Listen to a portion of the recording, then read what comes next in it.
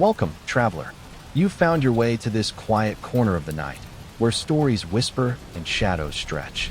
I am the storyteller, and tonight, I'll guide you into a world of mystery and dreams. I know many of you come here to unwind, to let your mind drift as sleep slowly takes over.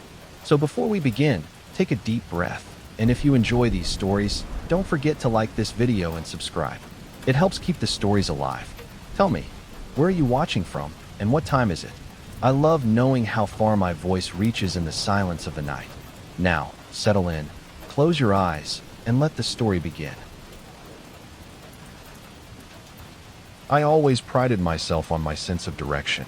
I had been hiking solo for years, pushing myself to find the most remote and untouched parts of nature. It wasn't just about the thrill. It was about proving that I could survive, that I could master the wild instead of fearing it. That was the mindset I had when I set off into the Pacific Northwest, determined to document my most ambitious journey yet.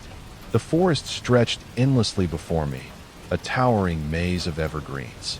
The air was thick with the scent of pine and damp earth, and the only sounds were the crunch of my boots on the undergrowth and the distant call of an unseen bird. I had planned this trip meticulously, mapping out my route with GPS and marking emergency exit points in case anything went wrong. But something had gone wrong. Night was falling fast, and my GPS had started glitching hours ago, the screen flashing erratically before shutting off completely. My phone was no help either. 0 bars, no signal. I wasn't worried at first. I had my compass and my instincts. But as I trudged forward, I realized the landscape didn't match my mental map. I had strayed from the planned path. I wasn't where I was supposed to be. A deep unease settled in my stomach. I'd been hiking long enough to know that wandering blindly in the dark was a death sentence. The temperatures would drop soon, and the dense trees would make it easy to misstep and break an ankle. Or worse, I needed shelter. That was when I saw it. A narrow dirt path, barely visible under the thick layer of fallen leaves. It cut through the underbrush like a forgotten scar, leading deeper into the forest. Logic told me to stay put, to wait for morning when I could regain my bearings. But instinct whispered something else. If there was a trail, it had to lead somewhere. Somewhere with people. I hesitated only a moment before stepping onto the path. I walked for what felt like hours, my breath clouding in the cold night air. The path twisted and turned through the dense woods, the trees pressing close as if trying to swallow me whole. I was beginning to doubt my decision when I saw the glow. A faint, flickering light in the distance. Relief surged through me as I quickened my pace. As I crested a small hill, the trees parted, revealing a sight that stopped me in my tracks. A village. It sat nestled in a valley, a cluster of wooden houses with slanted roofs and chimneys trailing thin wisps of smoke into the night sky. The buildings looked old. Not just old, but ancient, as if time had forgotten them. No power lines, no streetlights. The only illumination came from oil lamps flickering in the windows and a large bonfire in the center of the settlement. I frowned. This wasn't on any map I had seen. I had assumed it might be some kind of historical reenactment village, maybe a community living off the grid. That was becoming more common these days. But something about it felt wrong. The silence, the stillness. Then I saw them. A group of people standing just beyond the fire's glow, watching me. They emerged slowly, their figures taking shape against the firelight. Men, women, even children, dressed in old-fashioned clothing that looked like something out of the 1800s. I lifted my hands in a universal gesture of peace. Hey there. Sorry to intrude. I got lost while hiking. No one responded. They just stared. Their expressions were unreadable, their gazes unwavering. A shiver crept up my spine. I had never seen a group of people so utterly still. Then, finally, a man stepped forward. He was tall, his face lined with deep-set wrinkles, his hair silver at the temples. He wore a long brown coat, the kind you'd expect to see in an old Western film. When he spoke, his voice was deep, measured. "You are far from home, traveler." I forced a smile. Yeah, my GPS died, and I lost my way. I was hoping to find a phone or some directions back to the main road. The man studied me for a long moment before inclining his head slightly. I am Elias Walker. I lead this village. His words felt formal, almost rehearsed, like a script from another time. A woman stepped forward then, standing beside him. Her dress was simple, her dark hair pulled back into a tight bun. She had a kind face, but her smile didn't quite reach her eyes. "I am Margaret," she said, her voice softer. "You must be cold and hungry. Come, we will find you a place to rest." The villagers remained silent, watching, their eyes following my every move. Something inside me screamed that this wasn't right. But what choice did I have? I was alone, lost, and night had fully fallen. With a nod, I followed them into the heart of the village. I woke up to the sound of roosters crowing outside the small wooden cabin they had given me. The morning light filtered in through thin linen curtains, casting soft shadows on the rough wooden floor. For a moment, I could almost convince myself I had woken up in another century. As I stepped outside, the village was already alive with activity. Men hauled firewood, women carried baskets of vegetables, and children chased each other barefoot across the dirt paths. No cars, no wires, no power lines. It wasn't just that they lived simply.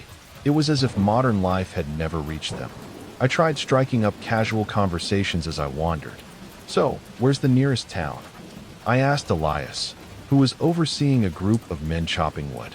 His pause was barely noticeable. "Far," he said simply. I forced a chuckle. "Yeah, but like how far?" "A day's walk?" "2." Another pause. His eyes locked onto mine, and something behind them felt closed. "It is not a concern for you." I wasn't sure how to respond to that.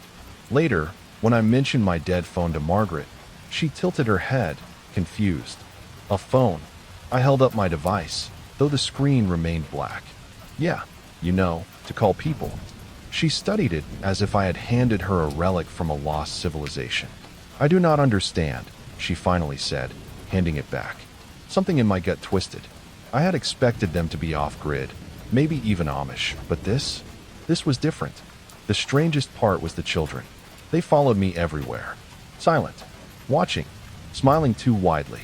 Not one of them spoke. Not even when I tried to talk to them directly.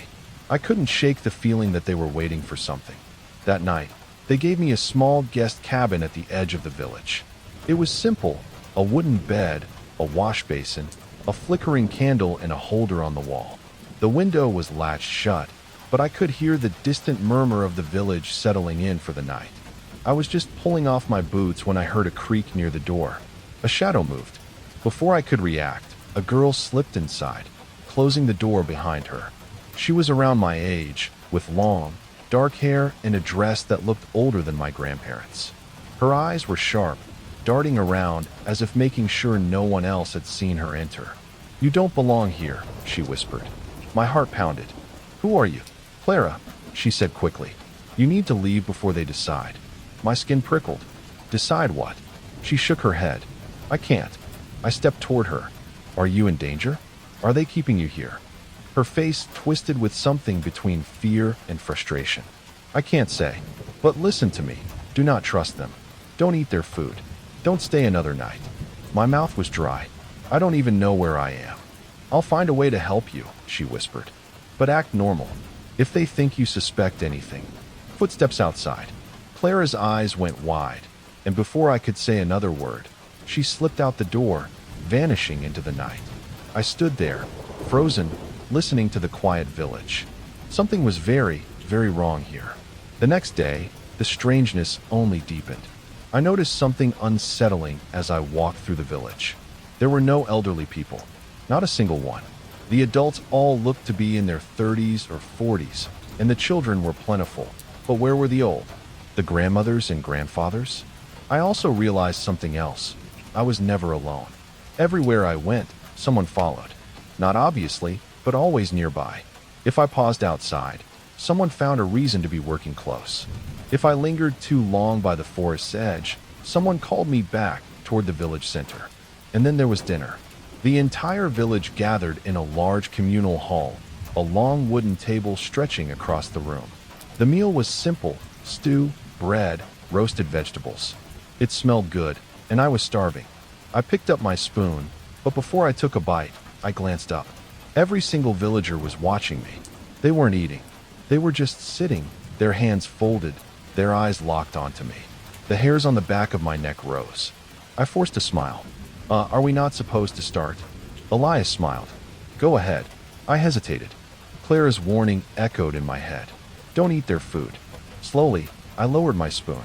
Actually, I'm not feeling too great. I think the hike took more out of me than I thought. Margaret's smile faltered just slightly. Elias held my gaze for a long moment. Then, finally, he nodded. Rest is good. You should sleep early tonight. My stomach churned, not from hunger, but from the growing certainty that something was terribly, terribly wrong. I wasn't just a guest here. I was being watched. I was being tested, and I had no idea what would happen next. Sleep didn't come easy. My mind kept replaying Clara's warning, the way the villagers watched me, the silence of the children. Sometime past midnight, I made my decision. If I was going to get out of here, I needed to understand what I was dealing with. The village was eerily silent as I stepped outside. The only light came from the dying embers of the communal fire. I moved carefully, avoiding the main paths, keeping to the shadows. That's when I saw it. A building set apart from the others, partially hidden behind a cluster of trees. It was larger than the other homes, its wooden planks weathered and splintered with age. Unlike the rest of the village, which was well kept, this place looked wrong. And then I saw the symbols. Carved deep into the wood, strange, twisting markings ran along the doorframe and walls. They weren't letters, not of any language I knew. They looked ancient, almost alive in the moonlight. A sound drifted from inside, a low, rhythmic murmuring. I held my breath, pressing my ear against the rough wood. It wasn't a prayer. It wasn't chanting. It was something else, something that made the air feel thick and heavy around me. I found a thin gap in the wood, barely wide enough to see through. I leaned in, squinting. A hand clamped down on my shoulder. I nearly choked on my own breath as I spun around. Elias stood behind me. His face was unreadable, his eyes shadowed in the dim light. Gone was the warm, inviting smile. His grip tightened. Curiosity is dangerous here, Nathan. I swallowed hard, trying to keep my voice steady. I couldn't sleep. Thought I'd walk around. He didn't blink. It is late. You should rest. I didn't move. Neither did he. Then, slowly, he released me. Go back to your cabin. His tone left no room for argument. As I turned away, I felt his eyes on my back the entire way. The next morning, I kept my head down. I needed to find Clara, but every time I moved, someone was nearby. The villagers were watching me more than ever, as if waiting. That's when I overheard them. I had been walking past Elias and Margaret's home when their voices reached me through the open window. I froze. He is strong, Margaret murmured. He will last long. My blood turned ice cold. Elias's voice was softer, but I heard it clearly. We will see tonight. I took a slow step back, my heart hammering. They weren't going to let me leave. I needed to run. But the moment I turned, I saw them. The children, standing in the dirt path, watching me. Smiling, I forced myself to act normal, to nod as I walked past them. I had to bide my time. Then night came. The village gathered in the square. The fire blazed higher than before, its flames licking at the night sky. The air smelled thick with burning herbs and something else, something metallic. I was led to the center. Elias stood before me, his expression solemn. The villagers surrounded us in a tight circle. Their faces were unreadable, their eyes reflecting the fire's glow. It is time, Elias announced.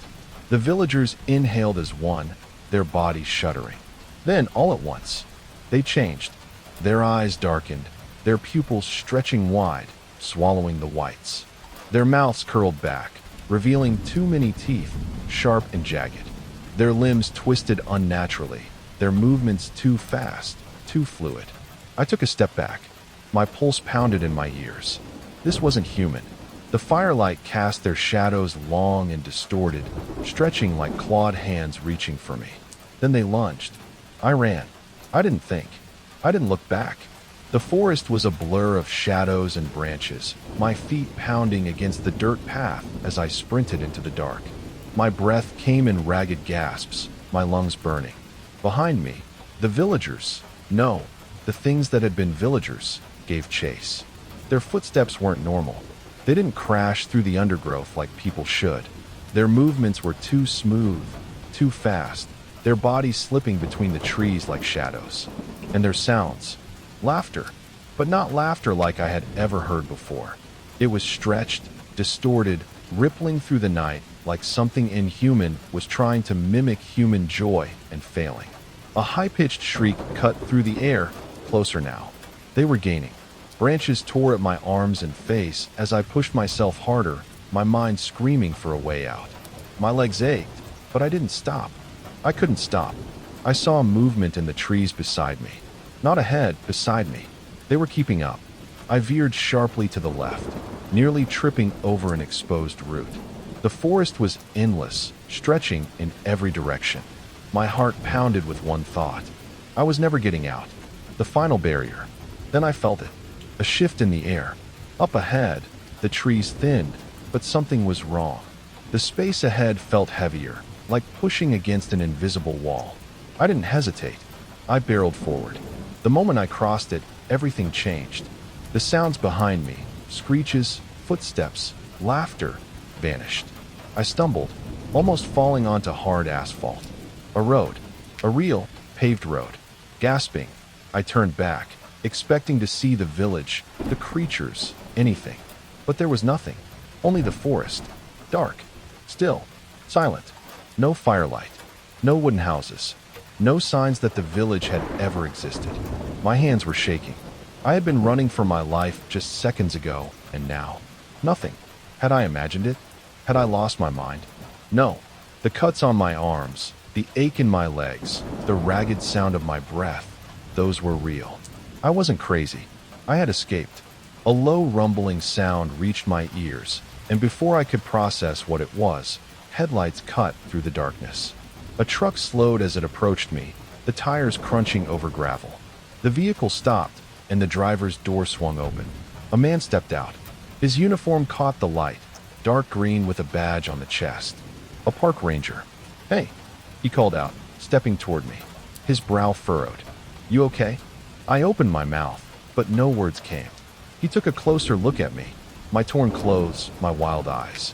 His expression changed. "You look like you've seen a ghost." I let out a breathless, shaky laugh. Something like that. The ranger's face grew serious.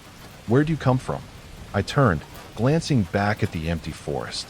I could still hear their laughter in my head, still feel the weight of their eyes. But the village was gone. "I don't know," I admitted. The ranger studied me for a long moment, then jerked his head toward the truck. "Come on, let's get you out of here." I didn't hesitate. I climbed into the passenger seat, the warmth of the cabin hitting me instantly. The ranger got in beside me, turning the key. As the truck rumbled to life, he cast one last look at the dark forest. Then we drove away, leaving whatever I had seen, whatever had been waiting for me, behind. Or at least, I hoped so. The ranger dropped me off at a small outpost where they gave me food, water, and a blanket. I told them I had gotten lost in the woods, leaving out everything else. I didn't know how to explain it. Who would believe me if I said I had stumbled into a village that shouldn't exist? That I had been hunted by people? No, by things that weren't human? The officials chalked it up to exhaustion, dehydration, maybe mild hallucinations from stress. They offered to take me to a hospital, but I refused. I just wanted to go home. A week later, I couldn't stop myself. I needed answers. I spent hours researching the region where I had been hiking. I combed through old maps, history books, online forums, anything that might explain what I had seen. But I found nothing. No records of a village ever existing there. No mention of a settlement, abandoned or otherwise. It was as if the place had never been there at all. But I wasn't the first. Digging deeper, I found scattered reports of hikers going missing in that area. People who had wandered too far from the marked trails and never returned. The few who did come back, they never spoke about what happened. Their stories ended in silence. Weeks passed. I tried to move on. I convinced myself that maybe it was just my mind playing tricks on me, that maybe I had imagined things in the dark, that I had been lucky to make it out alive. Then, one evening, a package arrived at my apartment. No return address. No sender. Just a plain, unmarked envelope. My fingers felt numb as I tore it open. Inside was an old, yellowed photograph. The edges were curled, the surface scratched with age. But the image was clear. It was the village square. The same bonfire. The same wooden buildings. The same eerie stillness I had stood in just weeks ago. But my breath caught in my throat when I saw the center of the photo. A blurred figure stood there, tall, dressed in modern clothes.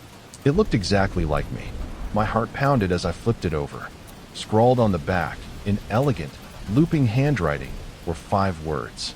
"You were almost one of us." Underneath, in smaller letters, "Next time, you will be." The photograph slipped from my fingers, landing face up on my desk. The firelight in the image seemed to flicker, and in the shadows behind the villagers, I swore I could see something else. Something watching, waiting, for me. The rain had been falling for hours, a relentless, unbroken sheet of water that turned the highway into a river of glistening darkness. The wipers struggled against the downpour, their frantic rhythm barely keeping up.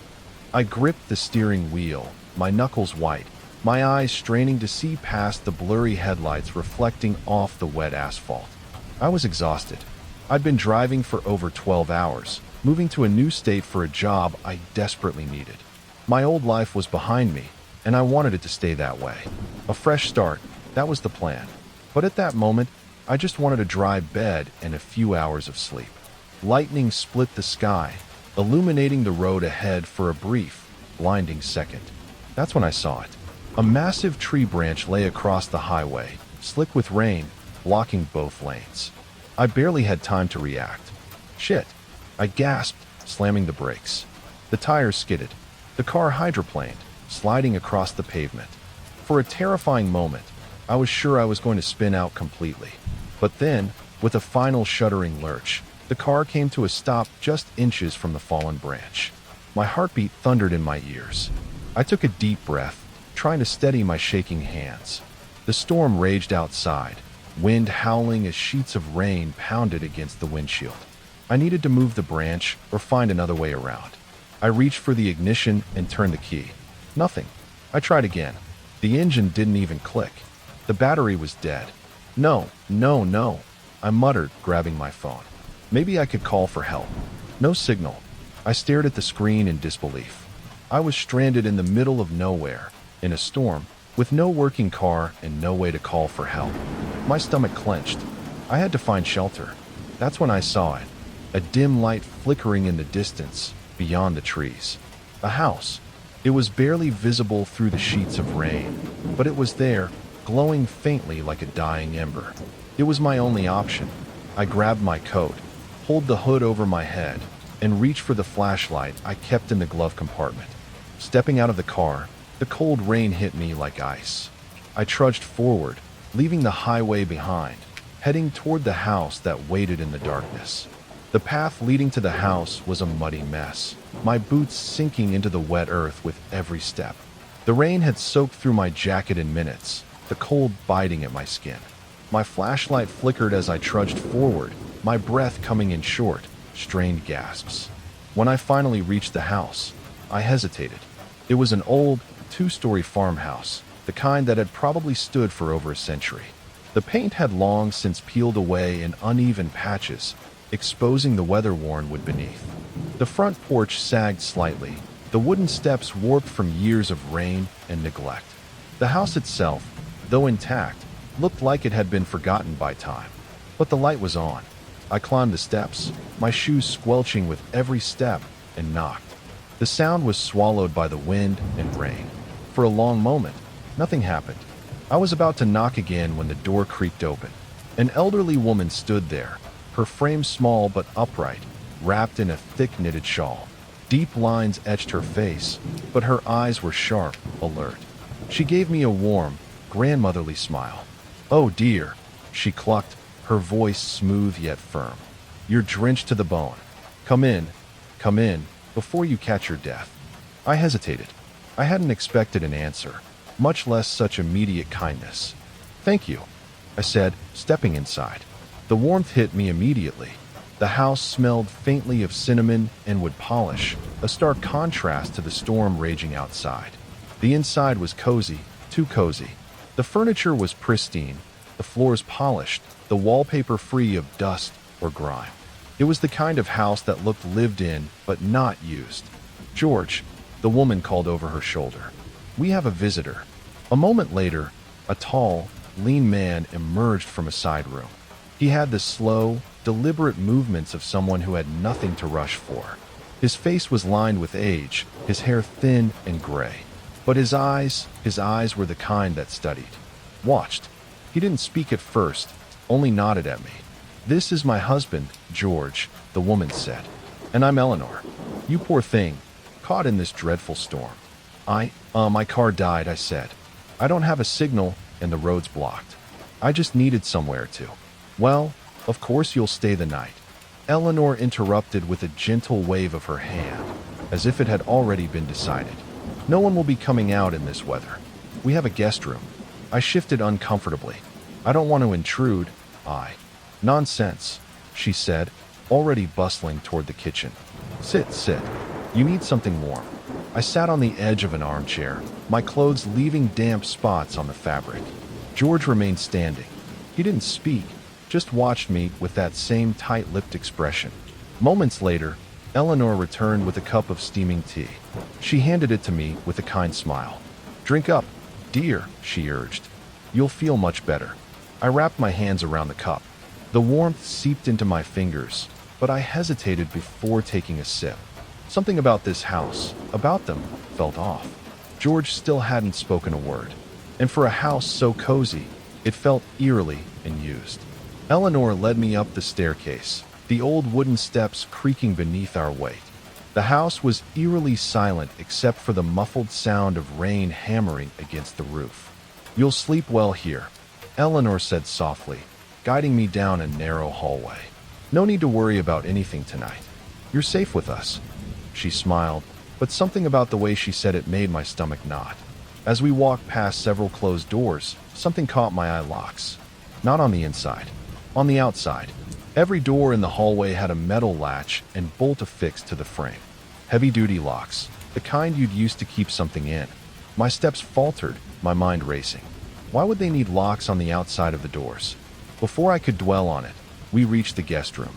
Eleanor opened the door, revealing a neat, modestly furnished space, a bed, a small wooden dresser, and a single window. The room was warm, cozy even, but when I glanced toward the window, I felt my breath hitch. Iron bars, thick, welded into place. "Make yourself comfortable, dear," Eleanor said, stepping back into the hall. "If you need anything, just call. We'll be right downstairs." She gave me that warm, grandmotherly smile again, but this time, it didn't reach her eyes. Then she closed the door. I heard the soft click of the latch outside. I was locked in. Sleep was impossible. I lay in bed, staring at the ceiling, listening to the ticking of a small clock on the dresser. The house was quiet now, too quiet. I sat up, my pulse hammering in my ears. I had to see what was really going on. Moving carefully, I crept to the door and turned the knob. It twisted easily, the door opening with a faint creak. My breath caught in my throat. She didn't lock it? The hallway was dark, but I could make out the faint glow of light coming from downstairs. I stepped out, moving as silently as I could, my bare feet pressing against the wooden floor. That's when I heard it. A voice. I froze, straining to listen. The sound was coming from the far end of the hall, downstairs. Slowly, I made my way toward the stairs, careful to avoid the creaking spots. As I descended, the voices became clearer, coming from behind a closed door near the kitchen. The basement. I moved closer, heart pounding. The door was slightly ajar, just enough for me to see a thin sliver of light. I leaned in, peering through the crack. Eleanor and George stood in the basement, speaking in hushed, urgent tones. "We can't keep him forever," Eleanor whispered. "We'll take care of it," George replied, his voice low, steady. "Like we always do." A cold dread filled my chest. Eleanor sighed. "It's a shame. He seems like a nice boy." George didn't respond. He just wiped his hands on a cloth and turned toward something out of view. I felt sick. I didn't need to hear any more. I turned, moving as quickly and silently as possible back toward my room. My breaths were shallow, my fingers trembling as I reached for the door handle and slipped inside. I locked the door behind me. I stood in the middle of the room, my mind racing. They'd done this before, and they were going to do it again. I pulled out my phone, my hands shaking as I checked for a signal. Still nothing. I turned to the window, my last hope. Gripping the bars, I pulled. They didn't budge. I pressed my fingers against the metal, feeling along the edges. The bars weren't just screwed in, they were welded. There was no way I could remove them, not without tools. I was trapped. My breath came in fast, panic gasps. I had to think. I had to find a way out before morning, before they took care of it. And before I became just another one of the people who never left this house. I gripped the doorknob and twisted. It didn't move. I tried again, pressing my shoulder lightly against the door. It was solid, locked from the outside. A sharp pang of panic tightened in my chest. I was trapped. I turned back to the room, scanning for anything that could help me get out. The window was useless with the bars. The walls were bare, the furniture old but sturdy. No vents big enough to crawl through. I swallowed hard, my pulse hammering in my ears. I had to get out before morning, before they took care of it. Moving quickly, I searched the room. I yanked open the dresser drawers. Nothing but folded linens. I checked under the bed, behind the wardrobe. Nothing. Then my eyes landed on the fireplace. It was old, its bricks darkened with soot, long and used. And sitting beside it, partially covered by a dusty cloth, was an old iron poker. I grabbed it, feeling the weight in my hands. It was heavy, solid, my only weapon. I gripped it tightly, my mind racing through options. I could break the window, but the sound would bring them running. The door was locked from the outside. Maybe I could pry it open? But if I made too much noise? No, I needed another way. And then I heard it. Footsteps. Slow, deliberate, coming down the hallway. My body moved before my mind could think. I ducked down, sliding under the bed just as the footsteps stopped outside my door. The lock clicked. The door creaked open. I held my breath, gripping the poker tightly as a pair of feet stepped inside. Eleanor. Her soft, aged voice hummed a tune as she moved toward the nightstand. A tray clinked gently as she set it down. "Eat up, dear," she said, her voice unnervingly sweet. "You'll need your strength." The words sent a chill down my spine. She stood there for a moment, as if listening, waiting. Then, after what felt like an eternity, she turned and left. The lock clicked again. I stayed under the bed, frozen. What did she mean by that? You'll need your strength? For what? My grip tightened around the poker. I wasn't waiting to find out. I waited. I listened. The house had gone still again. The only sound the ticking of the clock on the dresser. I moved cautiously, crawling out from under the bed and gripping the poker with white-knuckled hands. I wasn't waiting for morning. I stepped toward the door, my breath slow and controlled, forcing my panic down. The lock was outside. I couldn't pick it. But the hinges. I ran my fingers along the metal brackets where the door met the frame. They were rusted, old. If I could loosen them, I could pull the entire door free. Bracing the poker against the first hinge, I pushed. It didn't move.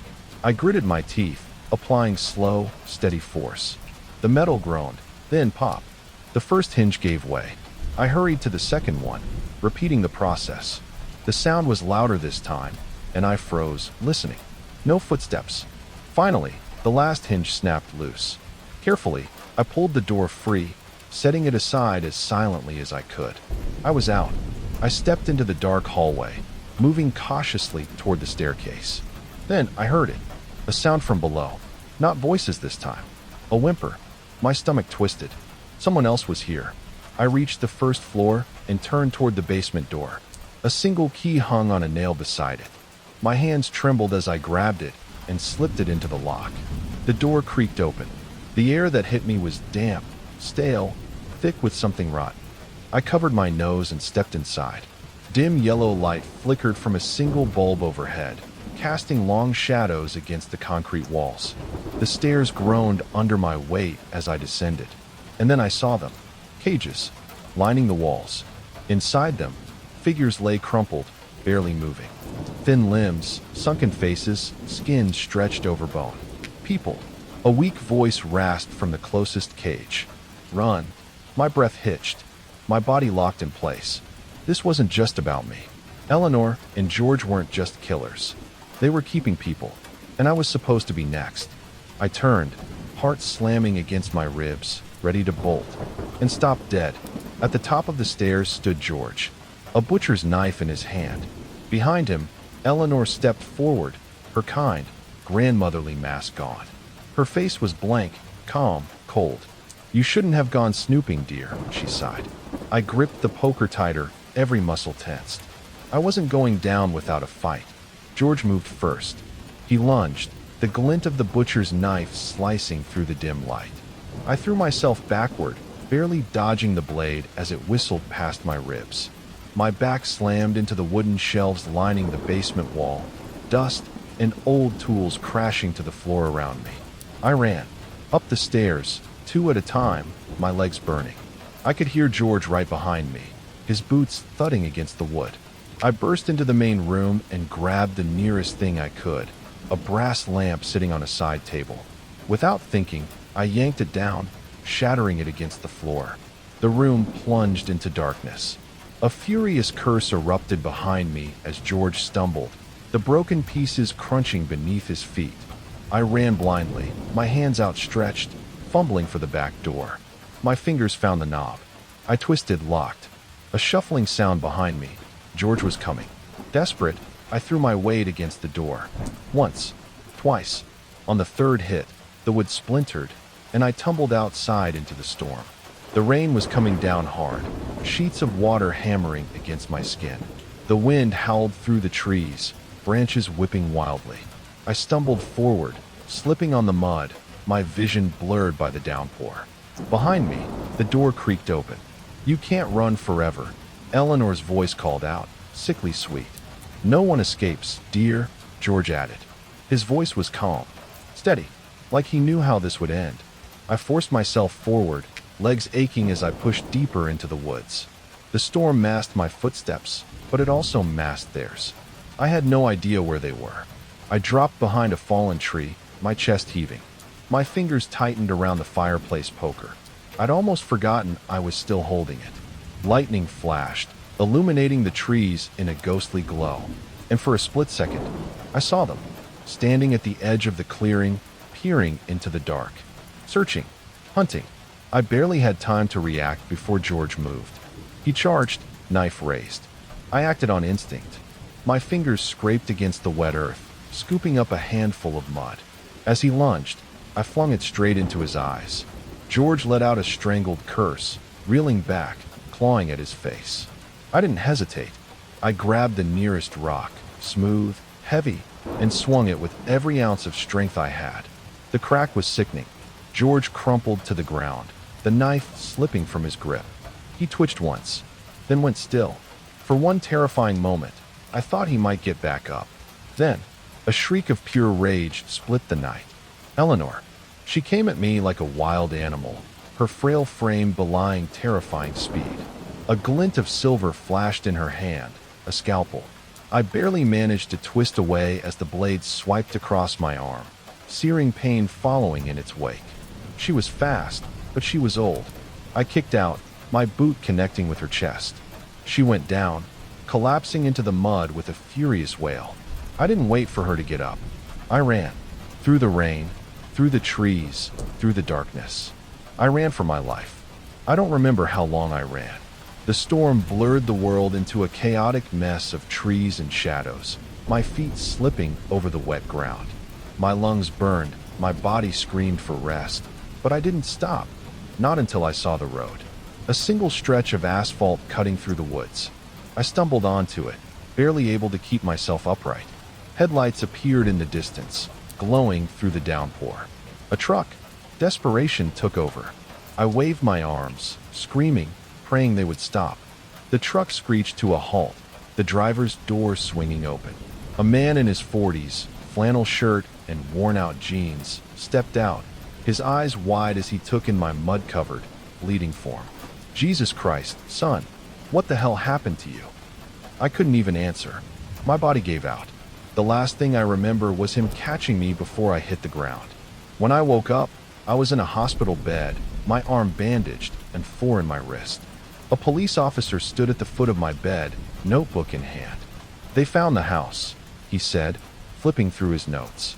Relief washed over me. Did you get them? Eleanor? George?" The officer's expression darkened. "There's no one left to get." Confusion gripped me. "What do you mean?" He sighed, scratching his forehead before looking back at me. "The house burned down, kid. To the ground. Fire crews got there, but there was nothing left. No bodies. No evidence. Just ash." I felt my stomach drop. "And the people? The ones in the basement?"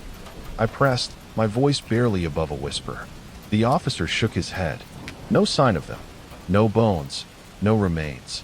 It didn't make sense. I had seen them. They were there. But the house was gone. They were gone. Then he showed me something. A stack of files, cases of missing people spanning decades. Faces of men, women, even children. All last seen near that area. Some were from years ago. Others, recent. I swallowed hard, my throat dry. Eleanor and George had been doing this for a long time, and they were still out there. Months passed. I moved to a different state, took a new job, tried to put it behind me. Some nights, I convinced myself it wasn't real, that my mind had twisted the memory. But then, one morning, I found it. A postcard. No return address. No name. Just a simple image of a quiet countryside. And on the back, a message in elegant, flowing handwriting. "Oh, dear, you didn't even stay for breakfast. How rude. E.N.G." My hands trembled as I turned it over. The postmark was from a town I had never been to. I checked the news. Someone had gone missing there just last week. Eleanor and George were still out there. Still waiting. Still hunting. And somehow, they knew exactly where I was. I never wanted this job. It was supposed to be temporary, something to pay the bills while I figured out my next move. But months passed, and I was still here, spending my nights alone inside the Grayson storage facility, a massive warehouse sitting on the outskirts of town. The place was a graveyard at night, a hollow steel box filled with rows of towering shelves, stacked high with forgotten inventory. No one ever came here after dark. No workers. No deliveries. Just me, the security cameras, and the occasional rat skittering across the cold cement floor. I parked my car in the dimly lit lot, the floodlights overhead flickering like they were about to give out. I sighed. Another long shift.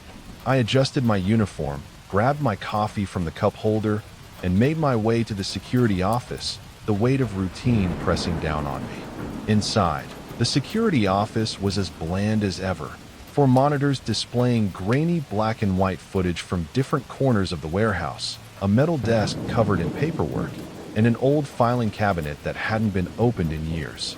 The air smelled faintly of stale coffee and dust.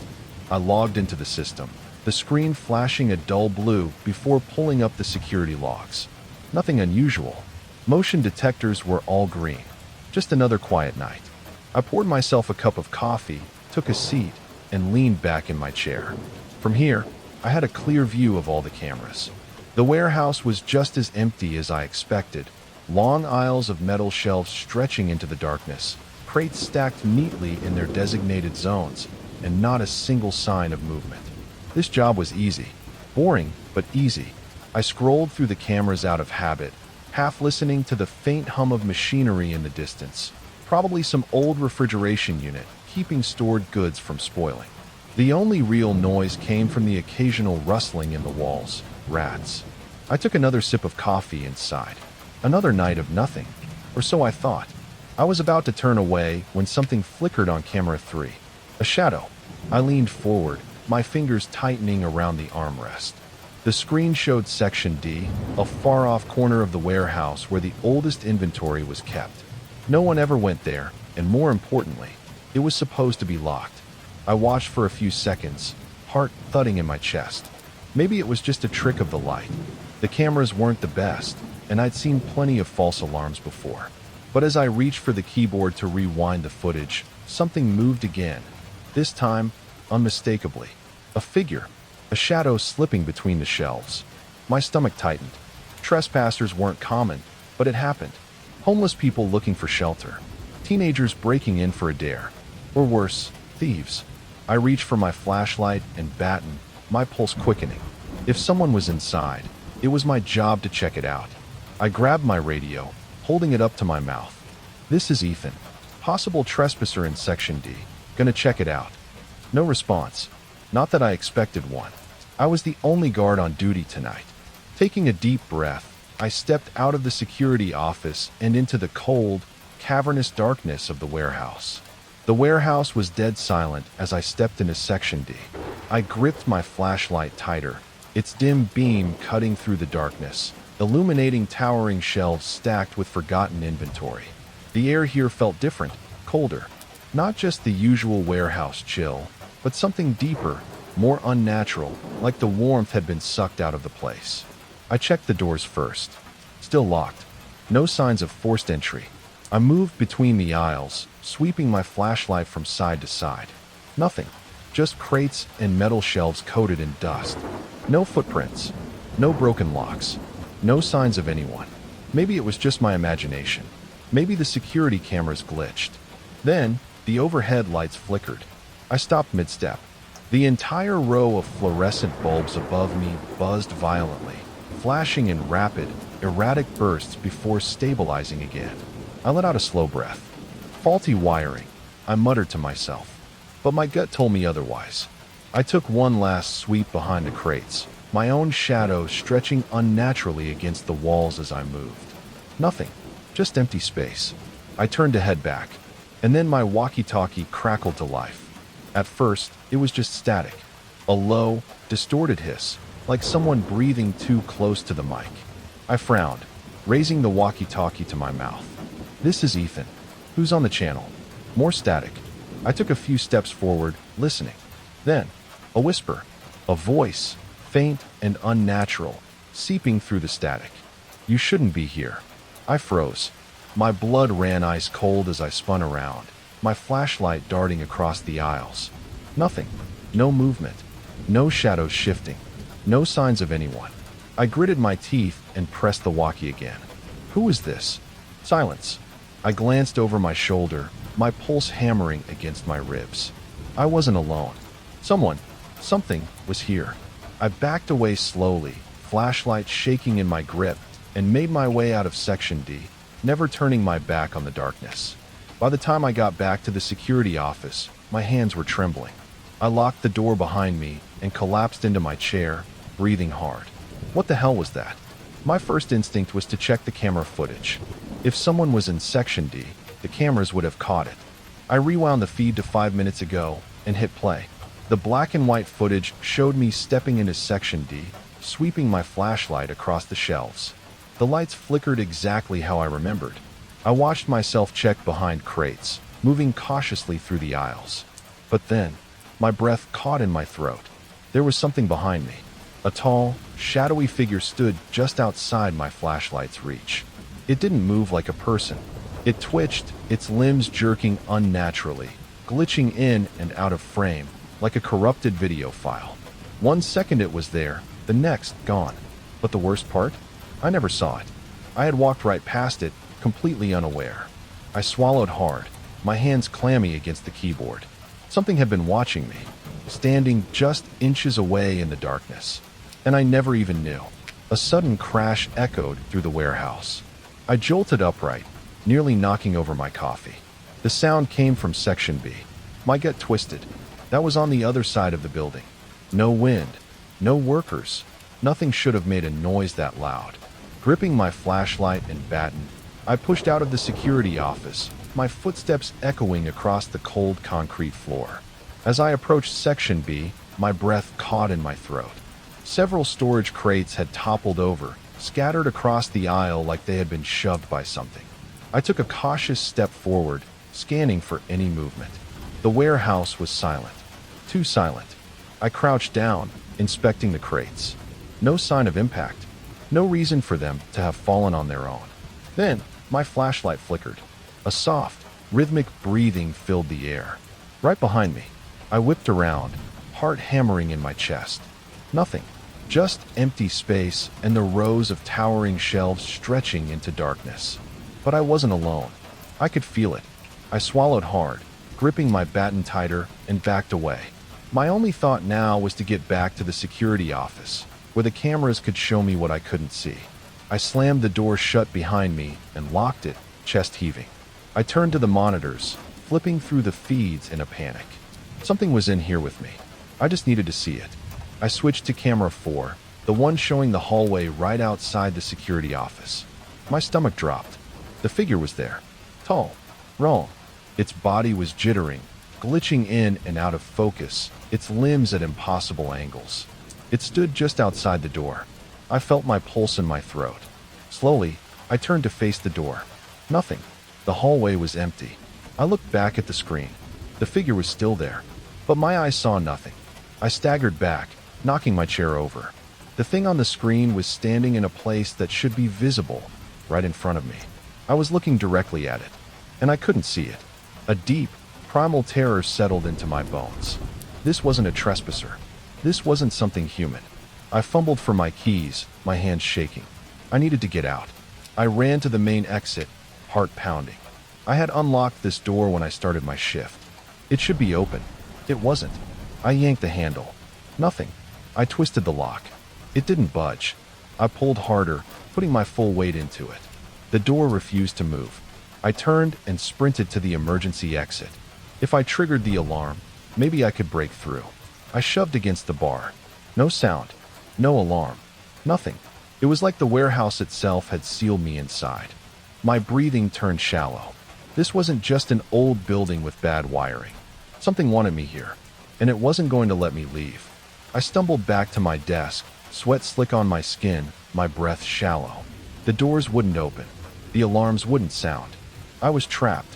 Frantic, I yanked open the security logs, scrolling through old entries. There had to be something, anything, to explain what was happening.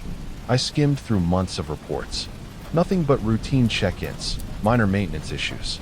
Then, my eyes caught something strange. A series of abrupt terminations. Night security guards, just like me. Each name was followed by a blank space where a resignation or termination reason should have been. No official quit notice. No exit reports. They just stopped showing up. My chest tightened as I clicked into an archived folder, the oldest logs on record. I scrolled down, fingers trembling, until I found an entry from 15 years ago. One line. Saw it again. Watching me. I'm next. The air in the room felt suffocating. My hands shook as I scrolled further. Another entry. The last one before the file ended. It was written in shaky, uneven handwriting, as if the person had been too afraid to hold the pen steady. If you're reading this, get out before it finds you. A cold sweat trickled down my spine. I wasn't the first. And if those logs were right, none of them had made it out. A loud pop snapped me out of my trance. I turned just in time to see my monitor glitch violently, static rippling across the screen. The distorted security feeds flickered, images warping, twisting, before everything shut off completely. Black screen. No signal.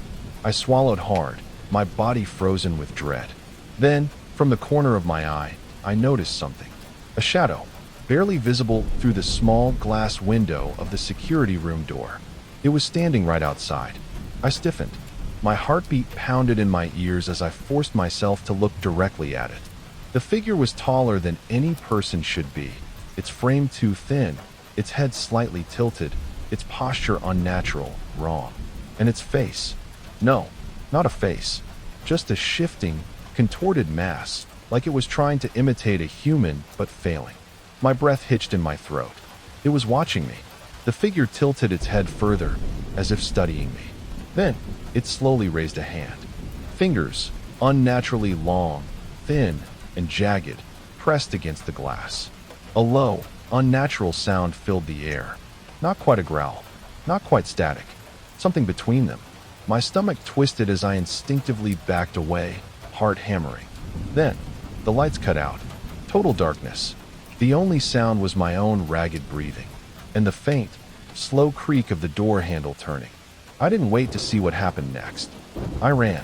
My flashlight flickered as I sprinted down the warehouse aisles, the massive shelves towering over me like a labyrinth. My only thought, the power room. If I could restore the lights, maybe I could see whatever was hunting me. Maybe I could fight back. But as I moved, something moved with me. Rapid, disjointed footsteps echoed around me, darting across the concrete floor, circling me, shifting from one side to the other too fast for anything human. My breath came out in short, ragged gasps as I swung my flashlight wildly.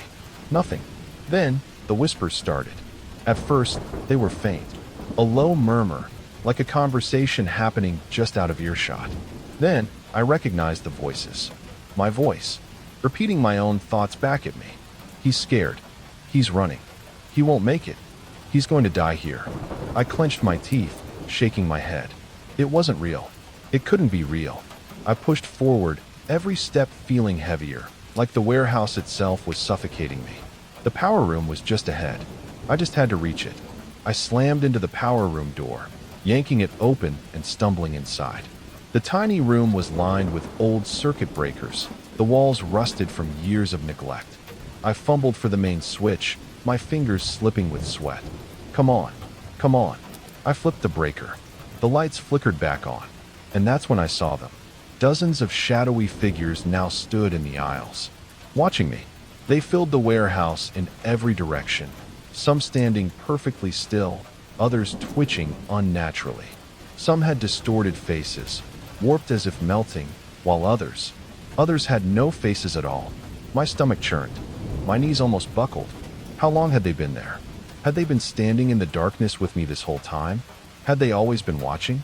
A deep, rattling breath filled the room. I spun around. The tallest figure stood just outside the power room door. I didn't think. I ran. I sprinted toward the back exit, my feet pounding against the concrete. The figures didn't move. They just stared. I reached the door, shoving my full weight against it. Nothing. I yanked at the handle. Locked. No, more than locked. My stomach dropped. The door was bricked over, as if it had never been there in the first place. My breath hitched, panic clawing at my throat. No, this isn't real. Then I saw it. A rusty metal door at the far end of the warehouse, slightly ajar. I had never seen that door before. It wasn't on the blueprints. It wasn't supposed to be there. But right now, it was the only way out. I hesitated. Something was wrong. Then I heard it. A low growl. From behind me. I didn't wait. I ran straight through the door. Straight into the unknown. I gasped awake, jerking upright. My head throbbed. My limbs felt like dead weight. I blinked, struggling to focus. I was on the floor of the warehouse break room. The cheap fluorescent lights overhead buzzed softly. The old vending machine hummed in the corner. Everything looked normal. I slowly sat up, heart still hammering in my chest. Was it a dream? I turned to the clock on the wall. My stomach dropped. It showed the exact time my shift had started, as if none of it ever happened. I swallowed hard and turned to the security monitors. All cameras were functional. The warehouse was empty. No shadows. No figures. No sign of what I had seen. But my hands were still trembling. The panic still clung to my chest like a vice. Had I imagined it? I needed to get out of here. I pulled out my phone. No messages. No missed calls. I checked my last call log, my texts. Nothing was out of place.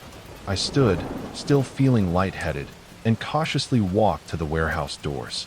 My breath hitched as I reached for the handle. I pulled. The door opened effortlessly. The cold night air rushed in, wrapping around me like a breath of reality. I stepped outside, my body shaking with relief. Was it all in my head? Then something caught my eye. A security badge lay on the ground near the entrance, half buried in dust. I bent down and picked it up, rubbing the dirt from its surface. The name was faded, but I could still make it out. It belonged to a guard who had disappeared over a decade ago. My blood ran cold. I turned, staring back at the warehouse. The building loomed in silence, its towering structure more menacing than ever. I wasn't the first, and I had a feeling I wouldn't be the last. I got in my car and drove. I didn't look back. My hands were tight on the wheel, my mind racing. I needed to quit. I needed to never come back. I was almost home when my phone vibrated. I hesitated. My breath felt trapped in my throat. Slowly, I picked it up. A new text message from an unknown number. You left too soon. See you next shift. A chill crawled down my spine. I glanced in the rearview mirror. The warehouse sat in the distance, its windows faintly flickering, like something inside was still watching me, waiting for me to return. The rain slammed against my windshield like thousands of tiny fists, making it nearly impossible to see more than a few feet ahead. My wipers struggled to keep up, squealing with every pass across the glass. The road was slick, my tires occasionally slipping just enough to remind me how easy it would be to lose control. Interstate 46 stretched out ahead, dark and desolate, with nothing but the occasional reflection of headlights in the distance. I had been driving for nearly 10 hours straight, my body screaming for rest, but I wasn't about to pull over. Not yet. The next truck stop was about 40 miles ahead. I just had to make it there. I turned up the radio, hoping the crackly voice of some late-night talk show host would keep me alert. And that's why they say, if you ever see a hitchhiker in a storm, you should never stop. Some folks never make it back. The static swallowed the rest of his words. I scoffed, shaking my head. Urban legends. Truckers shared them all the time, swapping eerie stories at diners and rest stops. But I had never been one to believe in that kind of nonsense. And yet, something caught my eye through the rain. A figure stood on the shoulder of the highway, barely illuminated by my headlights.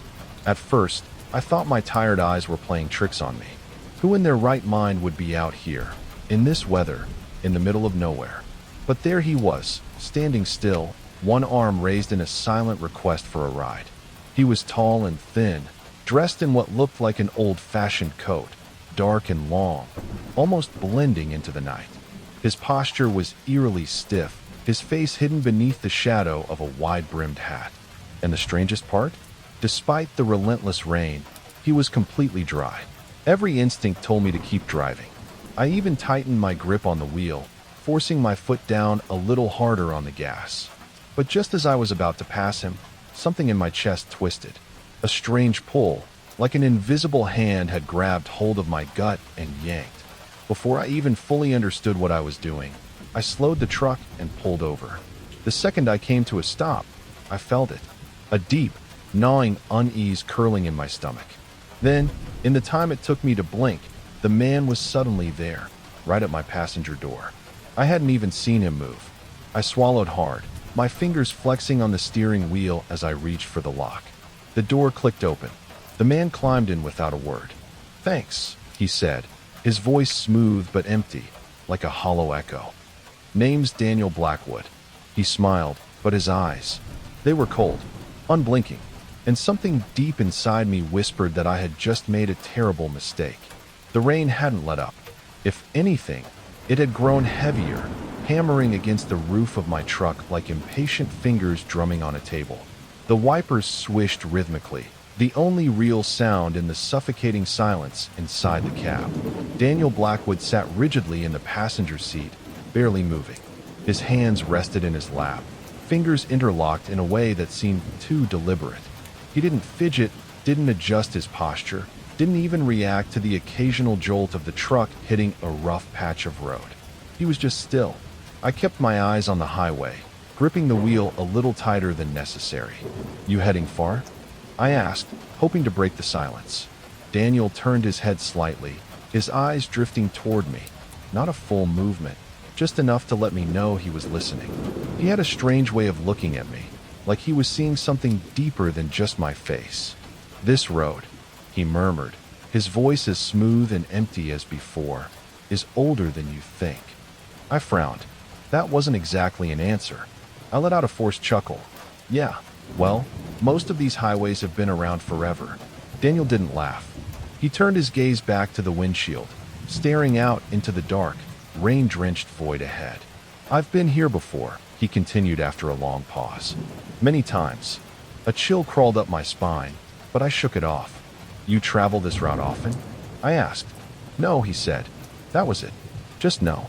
I swallowed hard, shifting in my seat.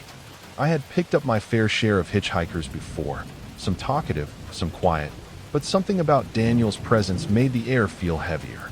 Trying to keep my voice casual, I asked, "So, where exactly are you headed?" Daniel finally turned his head fully to look at me.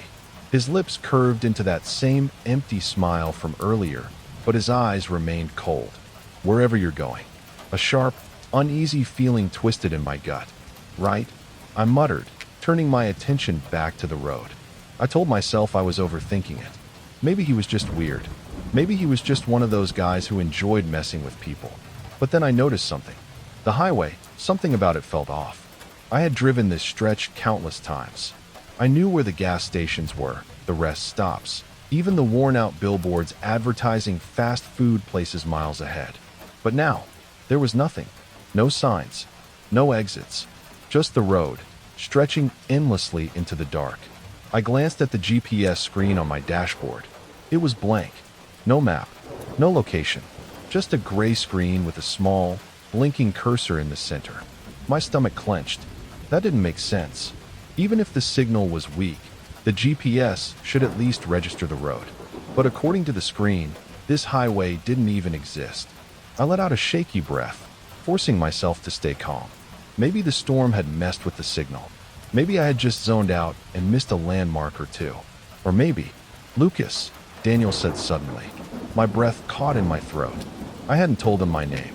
My fingers tightened around the wheel. How do you know my name? Daniel chuckled softly. Oh, Lucas, he murmured, shaking his head. We've had this conversation before. My blood ran cold. Excuse me, I asked, my voice barely above a whisper. Daniel turned to me fully now, his smile widening just enough to send a shiver down my spine. I know a lot about you, he continued. Your father was a truck driver too, wasn't he? Used to take you on short runs when you were a kid. I felt a sharp jolt in my chest. I hadn't thought about that in years. Must have been hard, Daniel continued, his voice almost sympathetic. Growing up knowing he cared more about the road than he did about you. I gritted my teeth. How do you know that? Daniel ignored my question. And then there's the accident, he mused. The one you don't talk about. The one that still keeps you up at night. A cold sweat broke out along my spine. My hands shook slightly on the wheel. Who are you? I demanded, my voice breaking. Daniel tilted his head, his expression unreadable. I'm someone who's been on this road before, he said, his voice barely above a whisper. And so have you. For the first time that night, I felt true fear settle into my bones. And somehow, I knew this trip was far from over. The road stretched on, a never-ending ribbon of wet asphalt vanishing into the darkness. The storm still raged outside, but something about it felt distant now, as if the world beyond the truck cab had started slipping away. I checked the clock on the dashboard. 2:17 a.m. I could have sworn it had been 2:17 for the last half hour. A strange tightness settled in my chest. I glanced at the GPS again. Still blank. No roads. No coordinates. Just that blinking cursor. I tried to shake it off, focusing on the road ahead, but that was when I noticed something even worse. The mile markers. 174. Then a few minutes later, 174. Another mile passed. The same sign. 174. The first time, I thought maybe I'd misread it. The second time, I knew something was wrong. I clenched my jaw, my hands gripping the wheel so tight my knuckles turned white. We haven't passed another car in a while, I muttered, trying to keep my voice steady.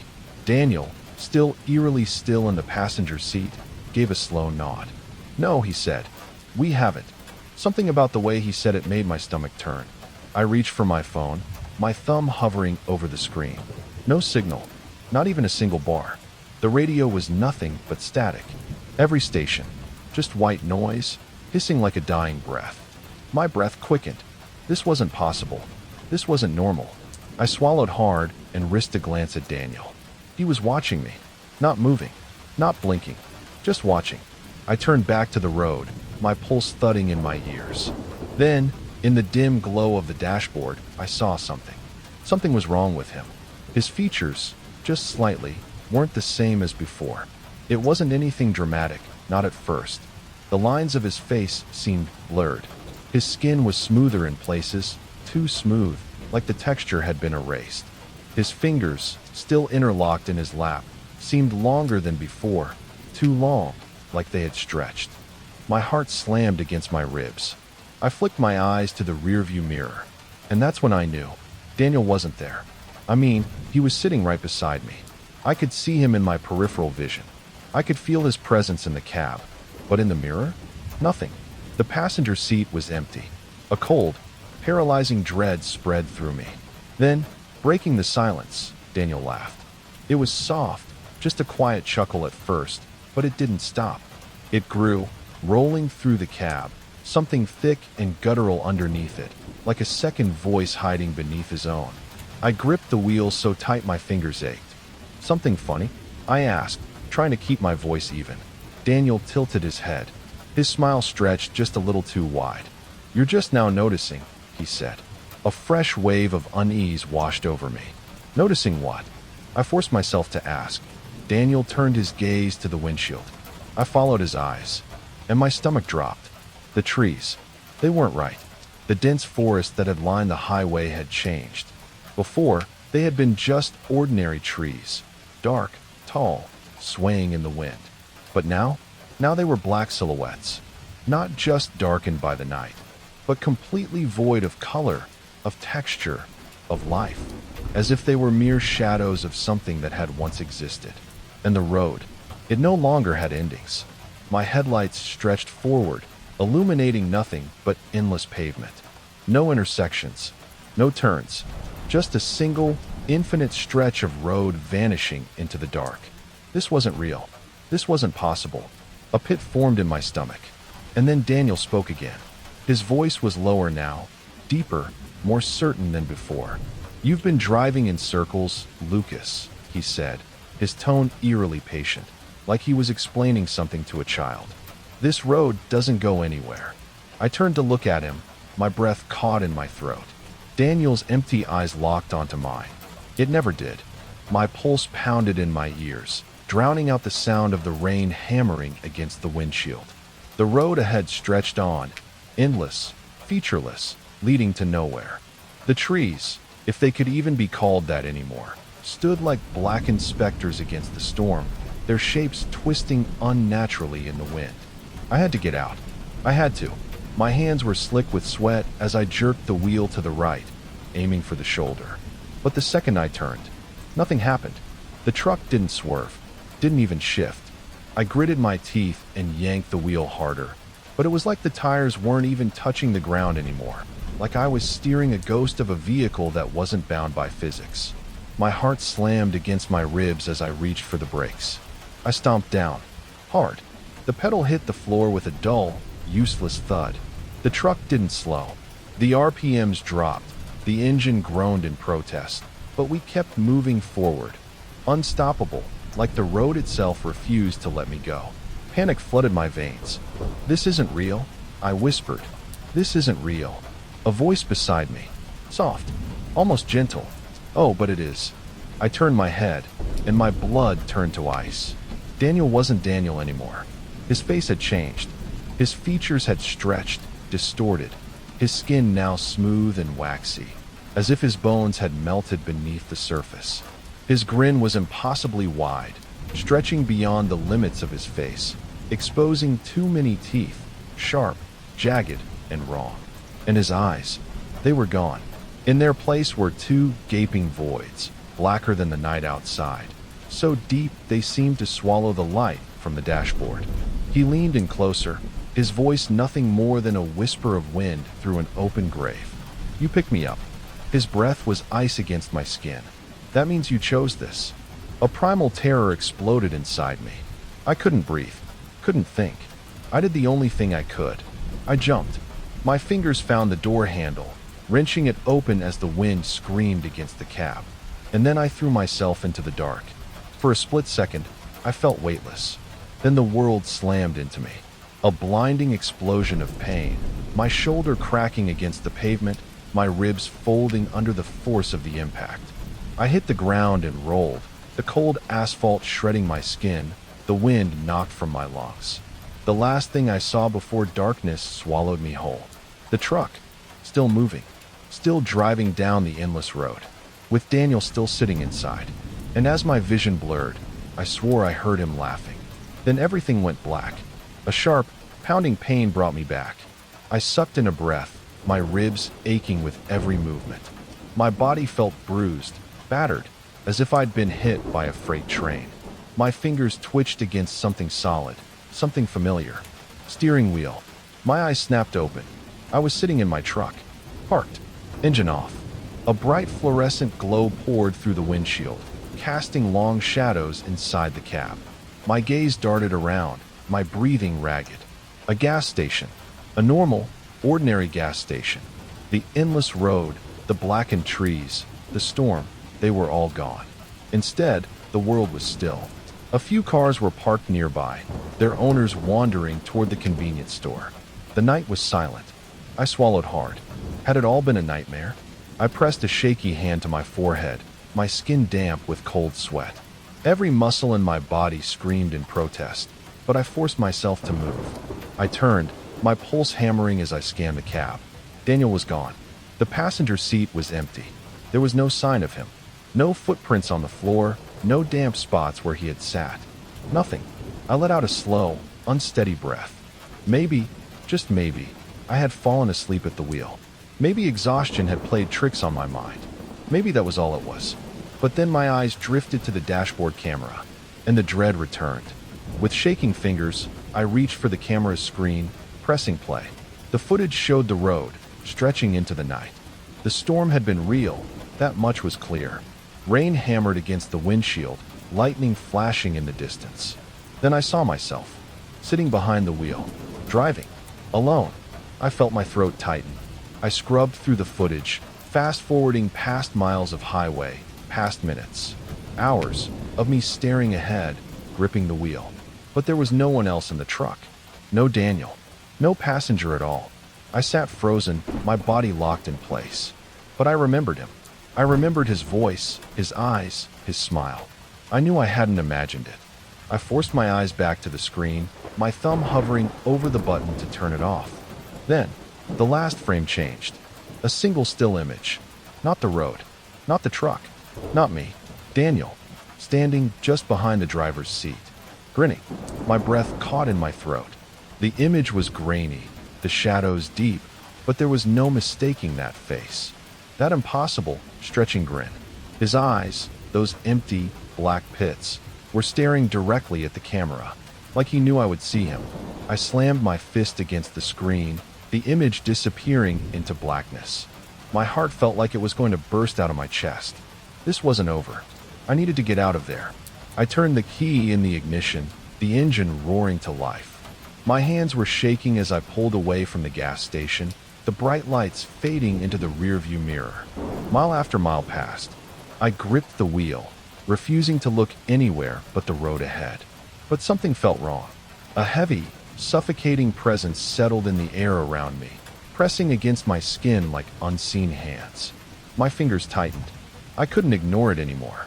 Slowly, so slowly, I shifted my gaze to the rearview mirror, and my blood turned to ice.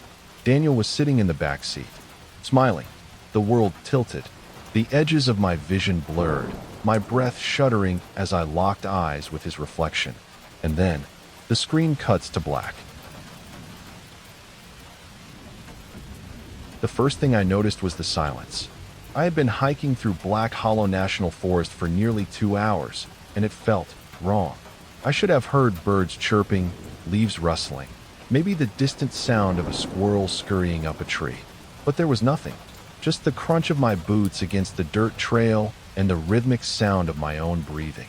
I tried to shake the unease. This was what I wanted, a break from the world. No phone calls, no emails, no noise. Just me and the wild. I had planned this trip for weeks. As an experienced hiker, I had trekked through national parks across the country, but Black Hollow had always intrigued me. It was vast, untouched, and rarely visited. The perfect escape. The forest stretched for miles, dense with towering pines and thick underbrush. The deeper I went, the less I felt the presence of civilization. No distant hum of cars, no overhead airplane trails. It was pure wilderness. After another mile, I finally found the perfect spot to set up camp, a small clearing near a secluded lake. The water was still and black, reflecting the trees like a mirror. I dropped my backpack and stretched my sore shoulders. The silence was unnerving, but I forced myself to ignore it. I had been alone in the wilderness before. This was no different. As the sun began to dip behind the treetops, I got to work. I pitched my tent near the lake, securing the stakes deep into the earth. Then, I gathered firewood, careful to choose dry branches that would burn easily. The ritual of setting up camp was familiar and grounding, giving me a sense of control over my surroundings. By the time the fire was crackling, casting flickering shadows against the trees, the unease had dulled but hadn't disappeared. I sat on a log, eating a simple meal of dried beef and nuts, staring into the fire. That's when I realized the wind had stopped. Not a single gust, not even a breeze. The air felt thick, heavy. I swallowed hard. It's just your mind playing tricks on you, I told myself. You're alone. It's fine. But as the night deepened, the silence pressed against me like a weight. I had never experienced a forest this quiet before. And for the first time in my years of hiking, I felt watched. I must have dozed off at some point, but it wasn't restful. I woke up in the middle of the night, my body stiff and cold despite the thick sleeping bag wrapped around me. The fire outside had burned low, leaving only faint embers glowing in the darkness. Something felt off.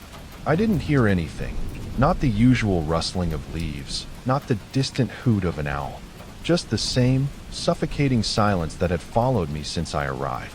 Then came the sensation, a prickling at the back of my neck, a slow, creeping awareness that I wasn't alone.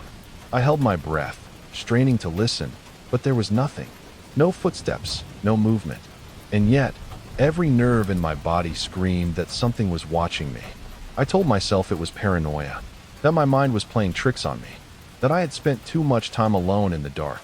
But even as I lay there, staring up at the tent's thin fabric ceiling, I couldn't shake the feeling that something was just outside, standing there, waiting. Eventually, exhaustion won.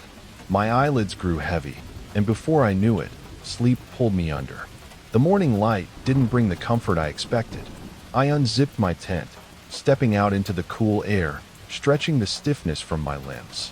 The lake was still, the forest eerily quiet, but at least the daylight made it feel somewhat normal again. Then I looked down. My stomach clenched. Surrounding my tent were footprints. But not just any footprints, massive ones. Each print was deep, pressed into the dirt with a weight that suggested something far heavier than a man. The shape was odd, almost human, but too elongated, too wide. I swallowed hard, following the trail with my eyes. They led to my tent, a perfect, direct line, but there were no return tracks. My chest tightened. No, that's not possible. I crouched, touching one of the impressions with my fingertips. The dirt was still damp from the morning dew, but the edges of the print were dry, fresh. I tried to rationalize it. A bear, maybe, but bears don't leave footprints like this. And they don't just appear and disappear without a trace. A chill ran down my spine as a single thought surfaced, one I desperately wanted to ignore. Something came to my tent last night, and it never left. I spent most of the day trying to convince myself that I had overreacted. The footprints? Probably a distorted animal track. Maybe the ground had shifted in a way that made them look unnatural. The eerie silence? Just an unusual stillness in the forest. Some places were just like that. I hiked for hours, searching for any sign that someone else had been here before me. An old campsite, discarded trash, even a broken branch that suggested human activity. But there was nothing, just untouched wilderness, as if no one had ever stepped foot here before. With every passing hour, my unease grew. I could have left. I should have left. But something stubborn inside me refused. I had spent years hiking and camping alone, and I wasn't about to let some weird footprints send me running like a scared child. Instead, I did the next best thing. I packed up my tent and moved to a new location. I walked for nearly an hour before settling on a new site, deeper in the forest, but with a clearer view of the lake. It was stupid, I knew that. If an animal had been near my camp the night before, moving wouldn't do much. But still, it made me feel in control. By dusk, I had set up my tent again and built another fire. I forced myself to eat, forced myself to act like nothing was wrong. But deep down, I knew it was. I don't know what time it was when I woke up. I was on my back, staring at the tent ceiling, the fire outside reduced to glowing embers. Then I heard it. A low, rhythmic breathing. Deep, steady, too deliberate. It wasn't the wind. It wasn't an animal rummaging through my camp. This was breathing. Something large, something standing just outside my tent. I lay still, barely daring to inhale. The sound wasn't just near, it was close. I could hear the slight rasp, the way each exhale vibrated, too deep for a person, too controlled for a wild animal. My mind screamed at me to stay still, but I had to know. Heart hammering, I reached for the zipper of my tent and slowly, silently pulled it down just enough to create a gap. I peered outside. Nothing, just darkness, the faint outline of trees, the dull glow of cooling embers. And then, the breathing stopped, as if whatever was out there knew I was looking. My stomach clenched. I couldn't see it, but I could feel it. The way the air seemed heavier, charged. I didn't move. I didn't blink. For what felt like an eternity, I sat there, staring into the dark, listening to the absence of sound. Then, after a long moment, I slowly zipped the tent shut and forced myself to lie back down. I didn't sleep.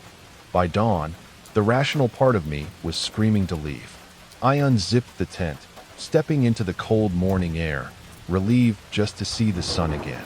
But my relief didn't last, because the footprints were back. A fresh trail, leading from the tree line directly to where I had moved my tent. No exit tracks, just like before. My breath hitched as I crouched down, my fingers hovering over the imprints. They were deep, identical to the ones from yesterday. It knew where I was. It had followed me. Panic twisted in my chest. This wasn't an animal. This wasn't something normal. I wasn't alone out here.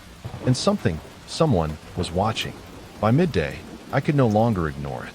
The feeling, the weight of unseen eyes. The way the forest seemed to breathe with me. Inhaling when I did, exhaling in the empty silence. At first, I convinced myself it was paranoia. I told myself that the human brain plays tricks when it's alone too long, that my mind was filling in the gaps where nature had gone eerily quiet. Then I started hearing it. Soft rustling, faint, deliberate movements just beyond my field of vision. It was never in front of me, always behind. I'd walk a few yards, hear the crunch of leaves, the faint snap of twigs. I'd spin around, heart hammering, only to see nothing but the unmoving trees.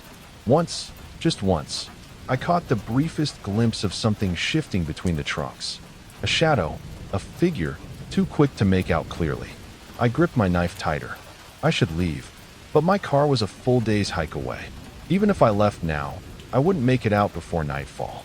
And I knew, with a sick, sinking certainty, that if I walked through this forest at night, I wouldn't be alone. I was stuck here. One more night. Just one more. Morning couldn't come fast enough. I barely slept, lying in my tent with my knife clutched in my fist, every nerve in my body wound tight. But as the first slivers of sunlight pushed through the trees, I let out a breath of relief. I had made it through the night. That relief vanished the moment I turned toward my backpack. It was wrong. The bag was zipped up, placed exactly where I had left it, but when I crouched down and unzipped it, a chill ran through me. Every single item had been removed, examined, and carefully put back. Not dumped, not rummaged through, neatly repacked, as if whoever, or whatever, had gone through my belongings wanted me to know they had been there. My pulse pounded as I slowly stood, my eyes scanning the area around my camp. Then I saw my boots. I had left them outside the tent, facing inward, ready for me to slip them on in the morning. But now, they were turned around, toes pointed away from my tent, as if something had stood where I had stood, looking out into the woods. I swallowed back a wave of nausea. It had been inside my camp, right where I slept, watching. I needed to leave. Now. But I never made it out. By the time I packed up my things, the sun was already low in the sky. I had wasted too much time convincing myself I was imagining things. I couldn't risk hiking through the woods at night. So I made a decision. I would stay up. No sleep. No shutting my eyes. I'd sit by the fire, knife in hand, and wait for dawn. Hours passed. The fire crackled. I sat rigid, ears straining for the smallest sound. Then, around 3 a.m., I heard it. Breathing. That same deep, steady sound. Closer this time. I tightened my grip on my knife, every muscle in my body locked in place. Then, the tent shifted. Not from the wind, not from an animal bumping it.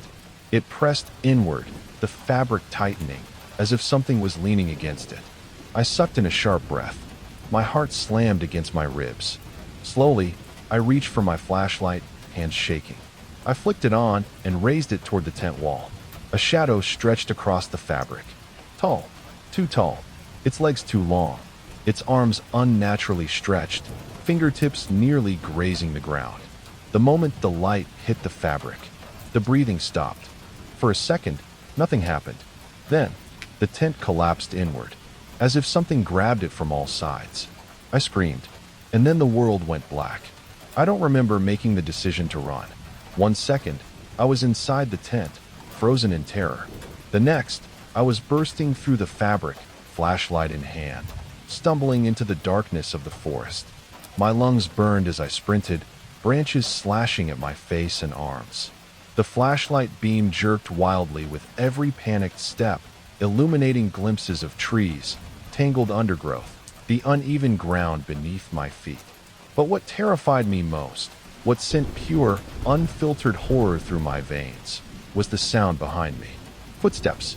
Heavy, deliberate footsteps. But they weren't normal. They didn't match my frantic, erratic sprint. They weren't pounding the earth in a desperate chase. They were smooth, gliding, as if whatever was following me wasn't running, but still keeping up. I didn't dare look back. I had no idea where I was going. My only thought was away from the collapsed tent, away from the impossible shadow, away from the thing that had been watching me for 2 nights. The trees blurred together in my peripheral vision as I ran, my breath ragged, my legs burning. Then, the woods opened up. I nearly tripped as I stumbled into a clearing, one that I didn't recognize. And immediately, I knew something was wrong. The ground was littered with tents, old, rotting tents. Some torn open, their fabric shredded. Others collapsed, abandoned. Scattered among them were backpacks, their contents spilled into the dirt, mold-covered clothes, rusted tools, photographs faded from time and exposure. I staggered forward, my light flickering across the images. Faces stared back at me.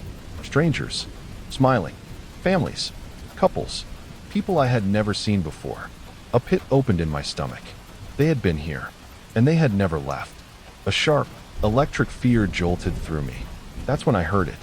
A voice, a whisper, so close it brushed against my ear. But I was alone. You were never supposed to be here. I ran until my legs nearly gave out. Somehow, against all odds, I found the trail. I barely remembered the last stretch. Only the blinding panic, the raw burn of my lungs, the sheer desperation to reach my car. When I finally saw it, parked just where I left it, I nearly collapsed in relief. I fumbled with my keys, my hands trembling so violently I almost dropped them. The moment I got the door open, I threw myself inside, slammed it shut, and locked it.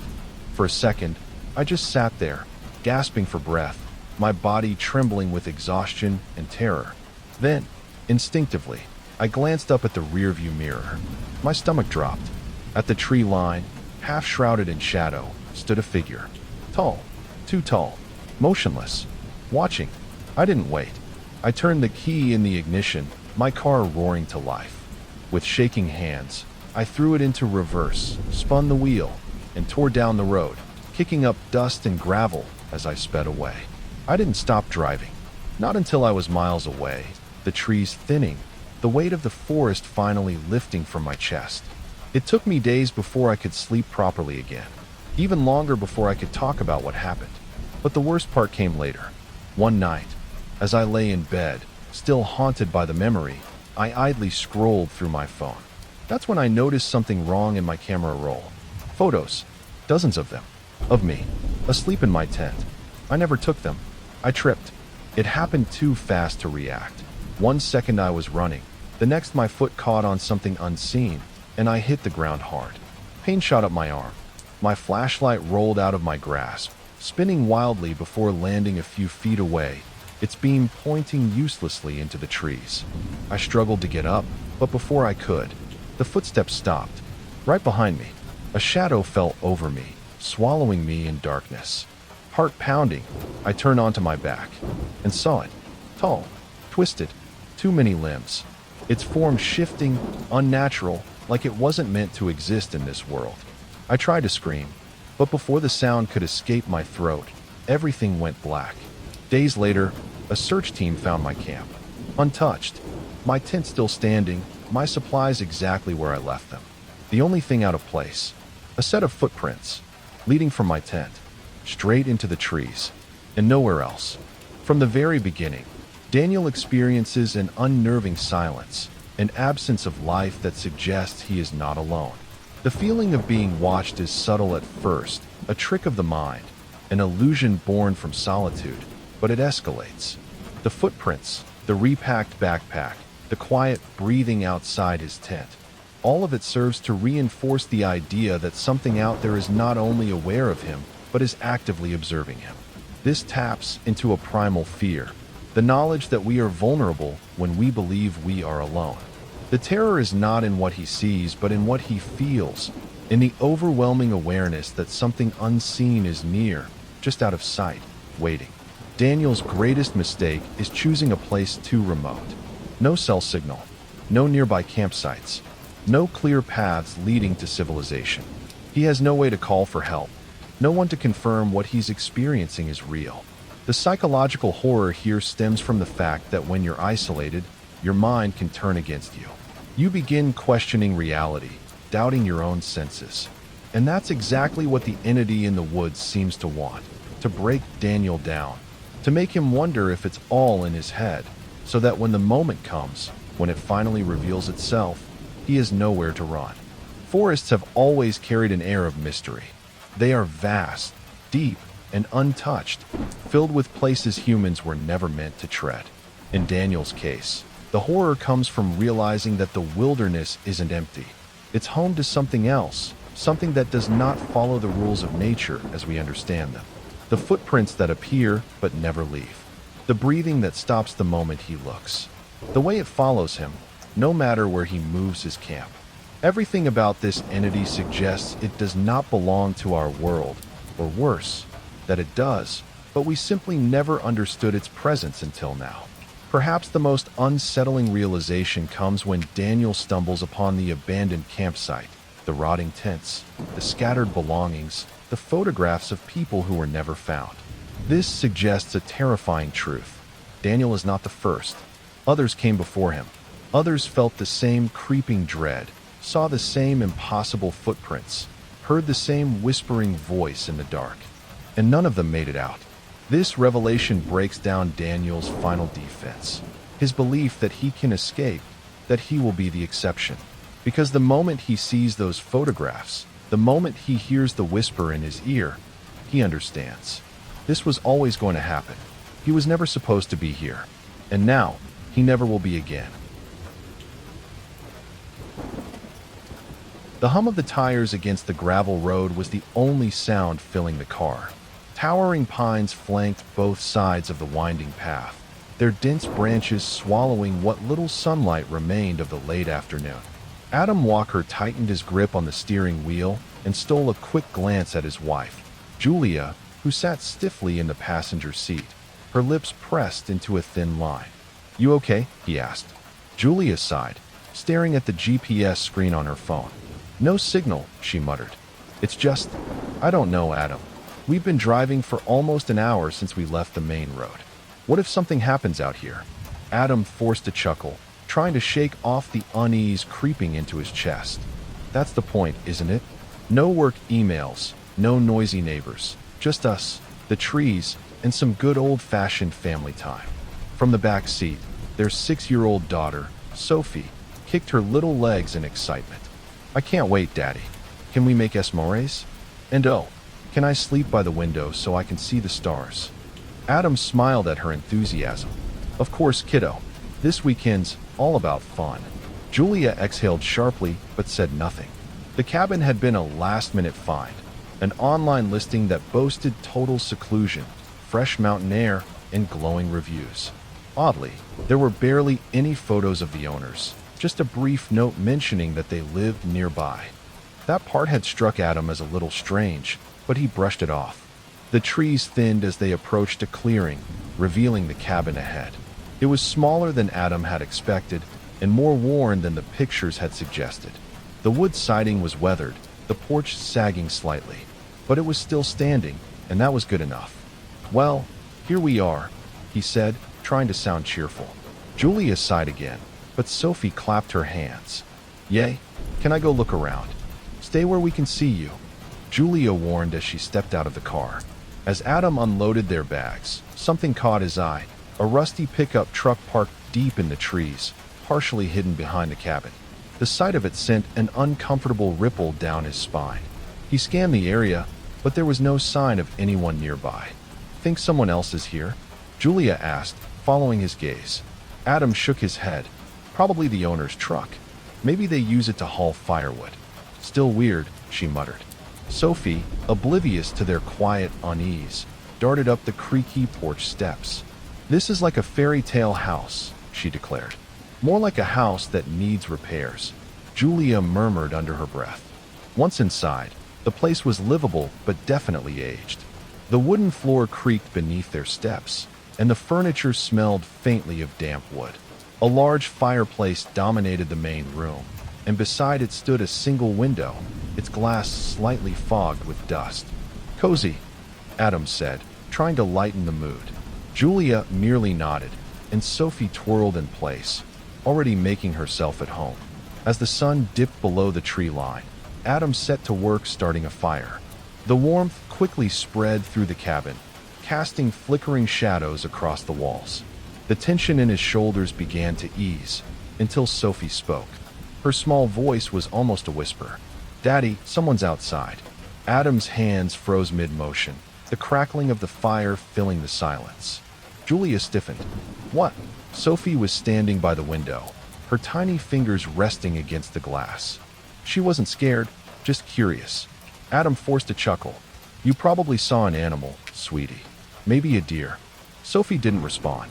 She just kept staring out into the darkening woods. Adam hesitated before crossing the room and peering outside. The trees stood still, their branches unmoving in the windless evening. The shadows stretched long in the fading light, but nothing stood out. "See? Nothing there," he said, ruffling Sophie's curls. She didn't look convinced, but she nodded and let him pull her away from the window. As he settled onto the couch beside Julia, he told himself that it was just a trick of the light. Just a trick of the light.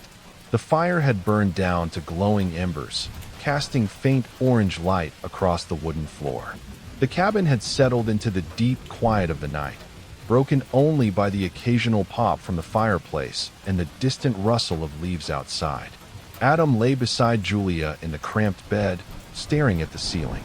The mattress was stiff, and the air inside the cabin carried the faint scent of old wood and damp earth.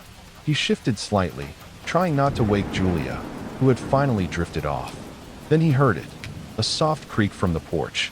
His breath hitched. At first, he told himself it was the wind, maybe an animal.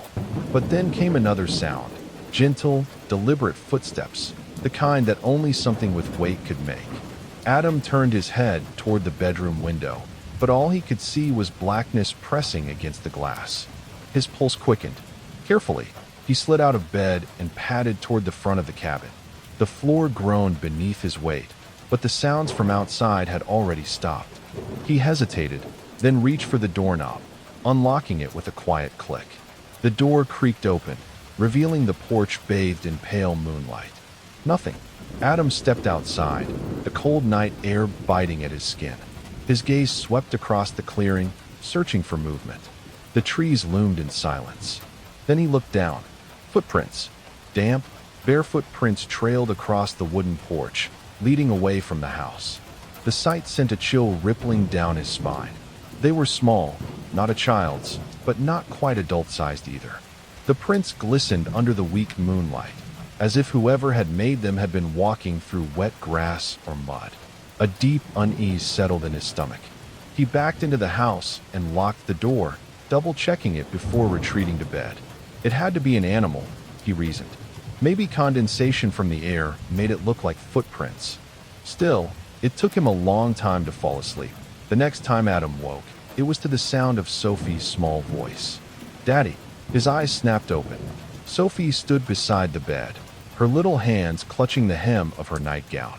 The glow from the dying fire barely reached her face, but he could see that her expression was troubled. "He was at my window." Adam sat up. "What?" She pointed toward her bedroom. "The man. He was looking at me." His throat tightened. "Sweetheart, are you sure? Maybe you had a bad dream." Sophie shook her head. "I saw him. He was smiling." Adam's skin crawled. He glanced at Julia, who was still sleeping, then gently took Sophie's hand and walked her back to her room. He felt ridiculous for humoring a child's imagination, but part of him needed to see for himself. The window was fogged over from the cold night air. Sophie's small bed sat just beneath it, her stuffed animals arranged in a neat row. Adam leaned in and exhaled softly against the glass, testing it. His breath formed a temporary blur before fading. Then he saw them. Handprints. They were smeared across the outside of the glass. Long, thin fingers, pressed firmly as if someone had stood there for a while, watching.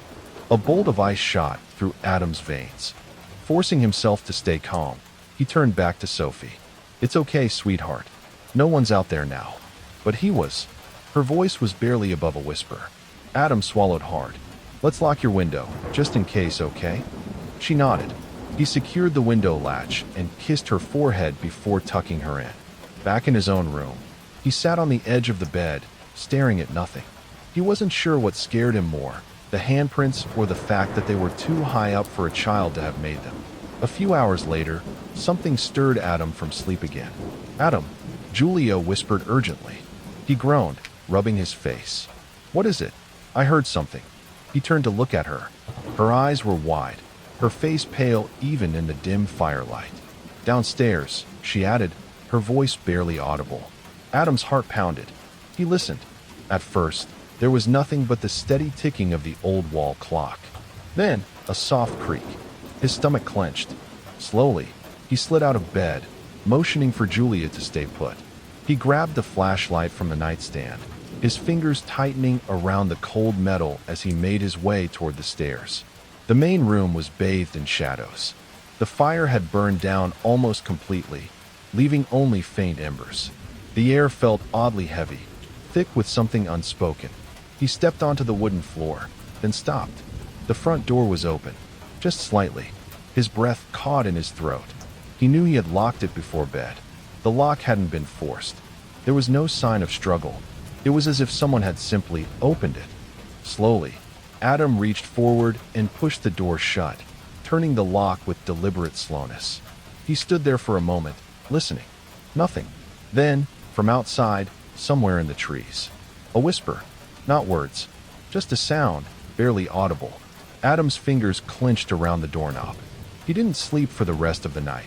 The morning light did little to ease the unease that had settled over Adam. He hadn't slept after discovering the open door, and Julia's expression told him she hadn't either. Sophie, thankfully, remained oblivious to their growing fear, humming softly as she played with her stuffed animals. "We should leave," Julia said, her voice firm. Adam nodded.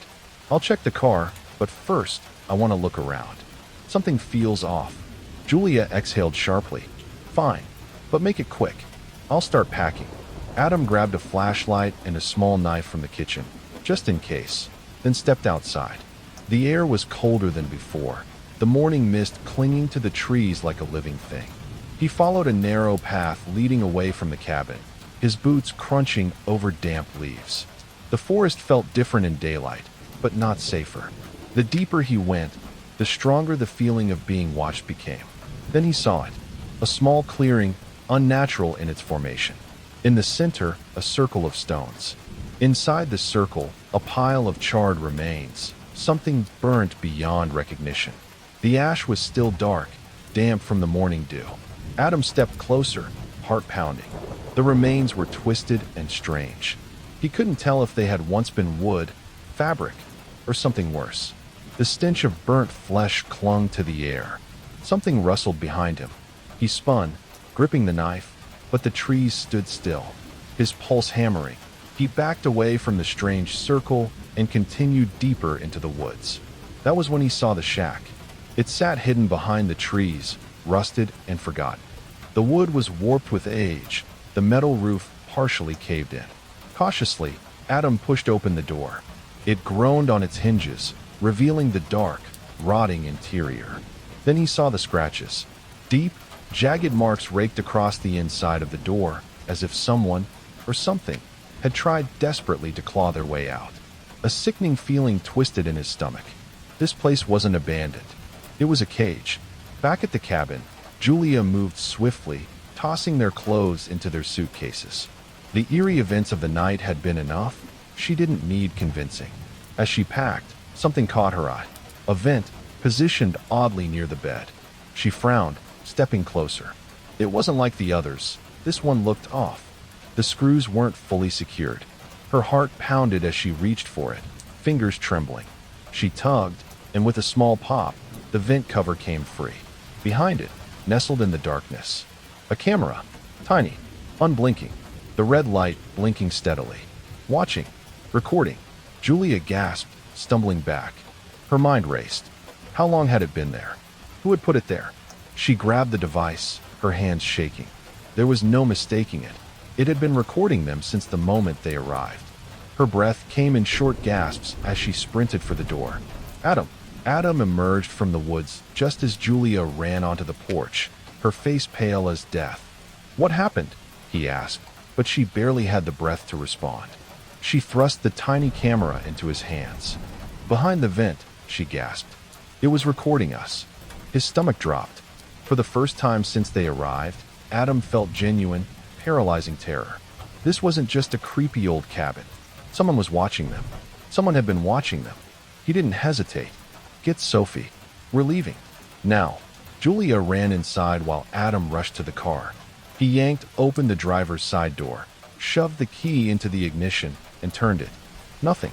He tried again. The engine sputtered but refused to start. No, no, no, he muttered, slamming his hand against the wheel. Then he saw the tires. Slashed. Long, deep cuts across the rubber. His breath came in fast, panicked gasps. Someone had done this overnight. Someone had made sure they wouldn't leave. The realization hit him like a punch to the gut. They were trapped. The nearest road was miles away, deep through the woods. There was no phone signal, no neighbors, no one to help. A whisper of wind stirred the trees. Or was it something else? Adam turned, scanning the woods. And then, in the far distance, barely visible between the trees, a figure, standing still, watching. Adam's blood ran cold. He didn't know how long they had left, but he knew one thing. They weren't alone. Night fell swiftly, swallowing the cabin in darkness. The fire had burned low, its embers pulsing like dying stars. The single lantern they had left flickered on the dining table, casting long, twisting shadows across the walls. Adam sat by the window, gripping the dull kitchen knife he had found in a drawer.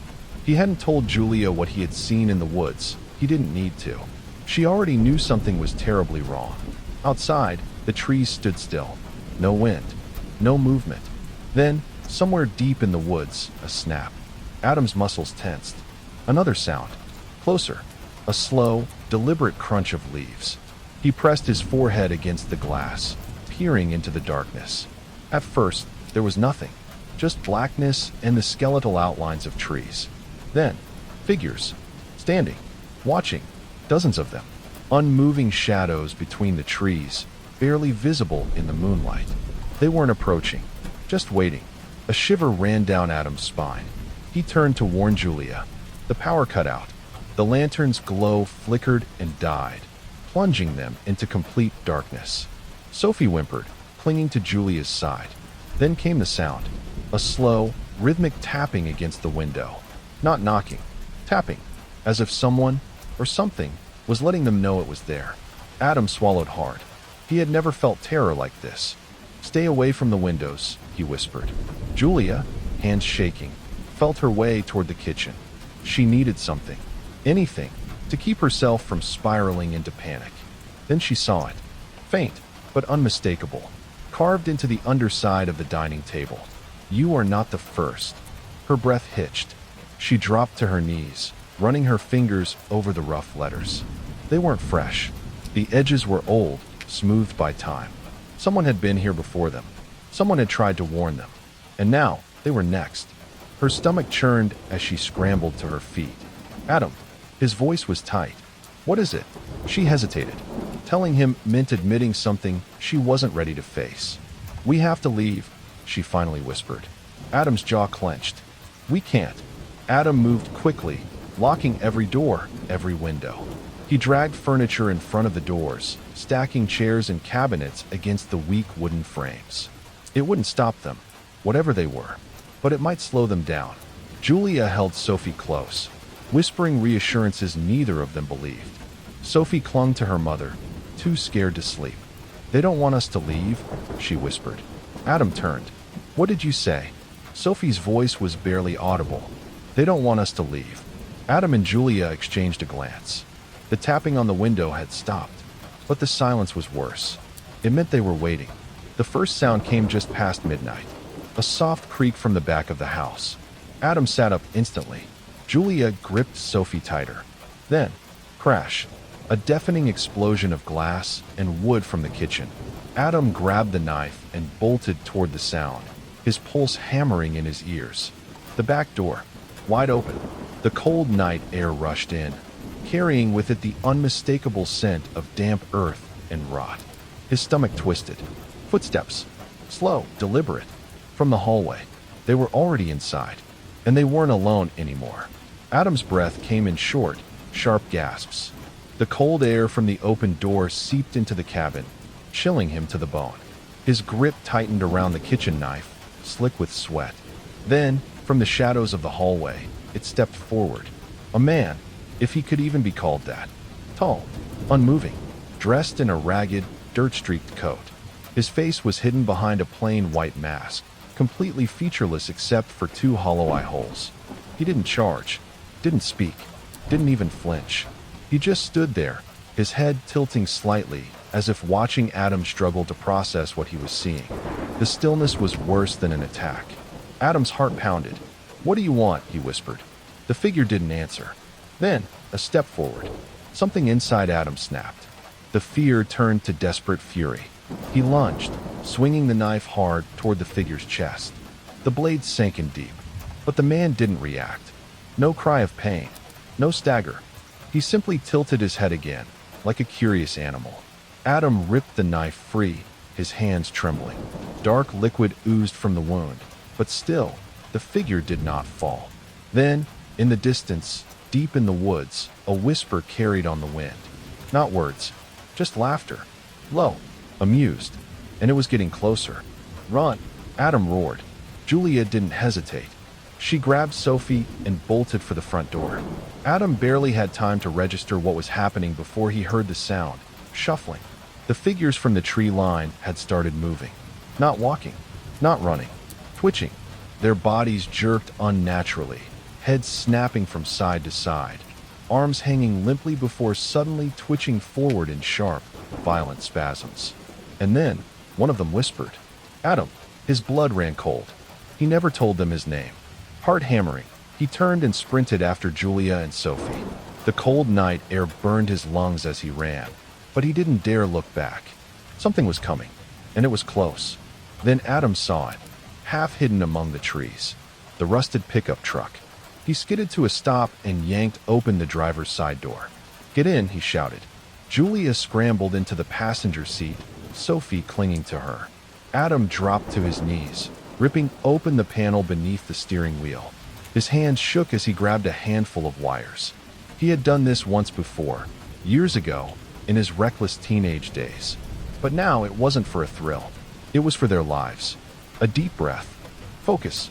He twisted the wires together. Sparks. The engine sputtered. The figures were closer now. The sound of dry leaves crunching beneath their unnatural movements sent a fresh wave of terror through him. Come on, come on. He twisted again. The engine roared to life. Go, Julia screamed. Adam slammed his foot on the gas. The truck jolted forward, tires skidding on the damp ground. In the rearview mirror, the masked figures stood at the edge of the trees, watching, but they didn't follow. They just stood there, waiting, smiling. The road was rough, barely more than a dirt path cutting through the dense forest. Adam didn't stop. He didn't slow down. Only when they finally saw the distant glow of headlights, civilization, did he allow himself to breathe. "We made it," Julia whispered. Adam nodded, gripping the wheel so tightly his knuckles were white. Then, "Daddy," Sophie whispered. A shiver crawled up his spine. Slowly, hesitantly, he glanced at her through the rearview mirror. She wasn't looking at him. She was looking behind them. "Daddy," she repeated, her voice barely above a breath. "One of them is inside the truck." The truck skidded onto the paved road, its rusted frame rattling as Adam gripped the wheel with white-knuckled hands. The town's streetlights shimmered in the distance, a sight that never should have felt so miraculous, so impossible. He didn't stop driving until they reached the first gas station. Adam threw the truck into park, his breath ragged, his body trembling. Julia was clutching Sophie, who buried her face into her mother's shoulder, too exhausted and terrified to cry. "We're safe," Julia whispered. "We're safe." But Adam wasn't so sure. Slowly, he turned in his seat and glanced into the truck's back seat. Empty. There was no one there. But Sophie had seen something. And deep down, Adam knew their nightmare wasn't over. The police arrived at the cabin the next morning. Adam and Julia gave their statements, recounting every horrifying detail, from the figures in the woods to the slashed tires to the hidden camera behind the vent. The officers listened, their expressions unreadable. When Adam mentioned the white-masked figure and the eerie carvings under the table, one of them shifted uncomfortably. "We'll check it out," the officer promised. But when they returned from the cabin later that afternoon, their faces were pale. "The house," one of them hesitated. "It's been abandoned for decades." Adam stiffened. "No, that's impossible. We were just there. There was no furniture, no personal belongings, just dust and rotting wood, as if no one's lived there in years." Adam felt his stomach drop. "What about the door?"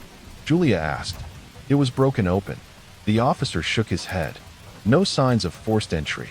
His words hung in the air. No signs of forced entry, as if no one had ever been inside. They left town that night, too shaken to stay any longer.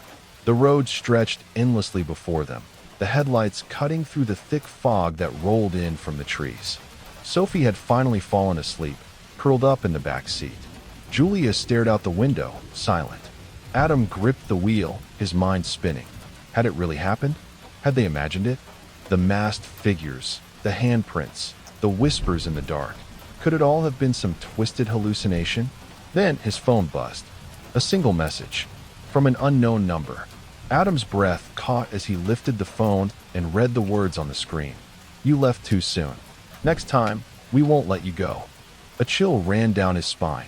Slowly, as if drawn by some unseen force, his eyes flickered to the rearview mirror. For a split second, just before the road curved into darkness, he swore he saw a figure, standing at the edge of the woods, watching, waiting, smiling. And so, dear listeners, we reach the end, or perhaps just another beginning. If you enjoyed tonight's journey into the shadows, be sure to like, subscribe, and let me know in the comments which story haunted you the most. But before you go, remember, the dark is never truly empty.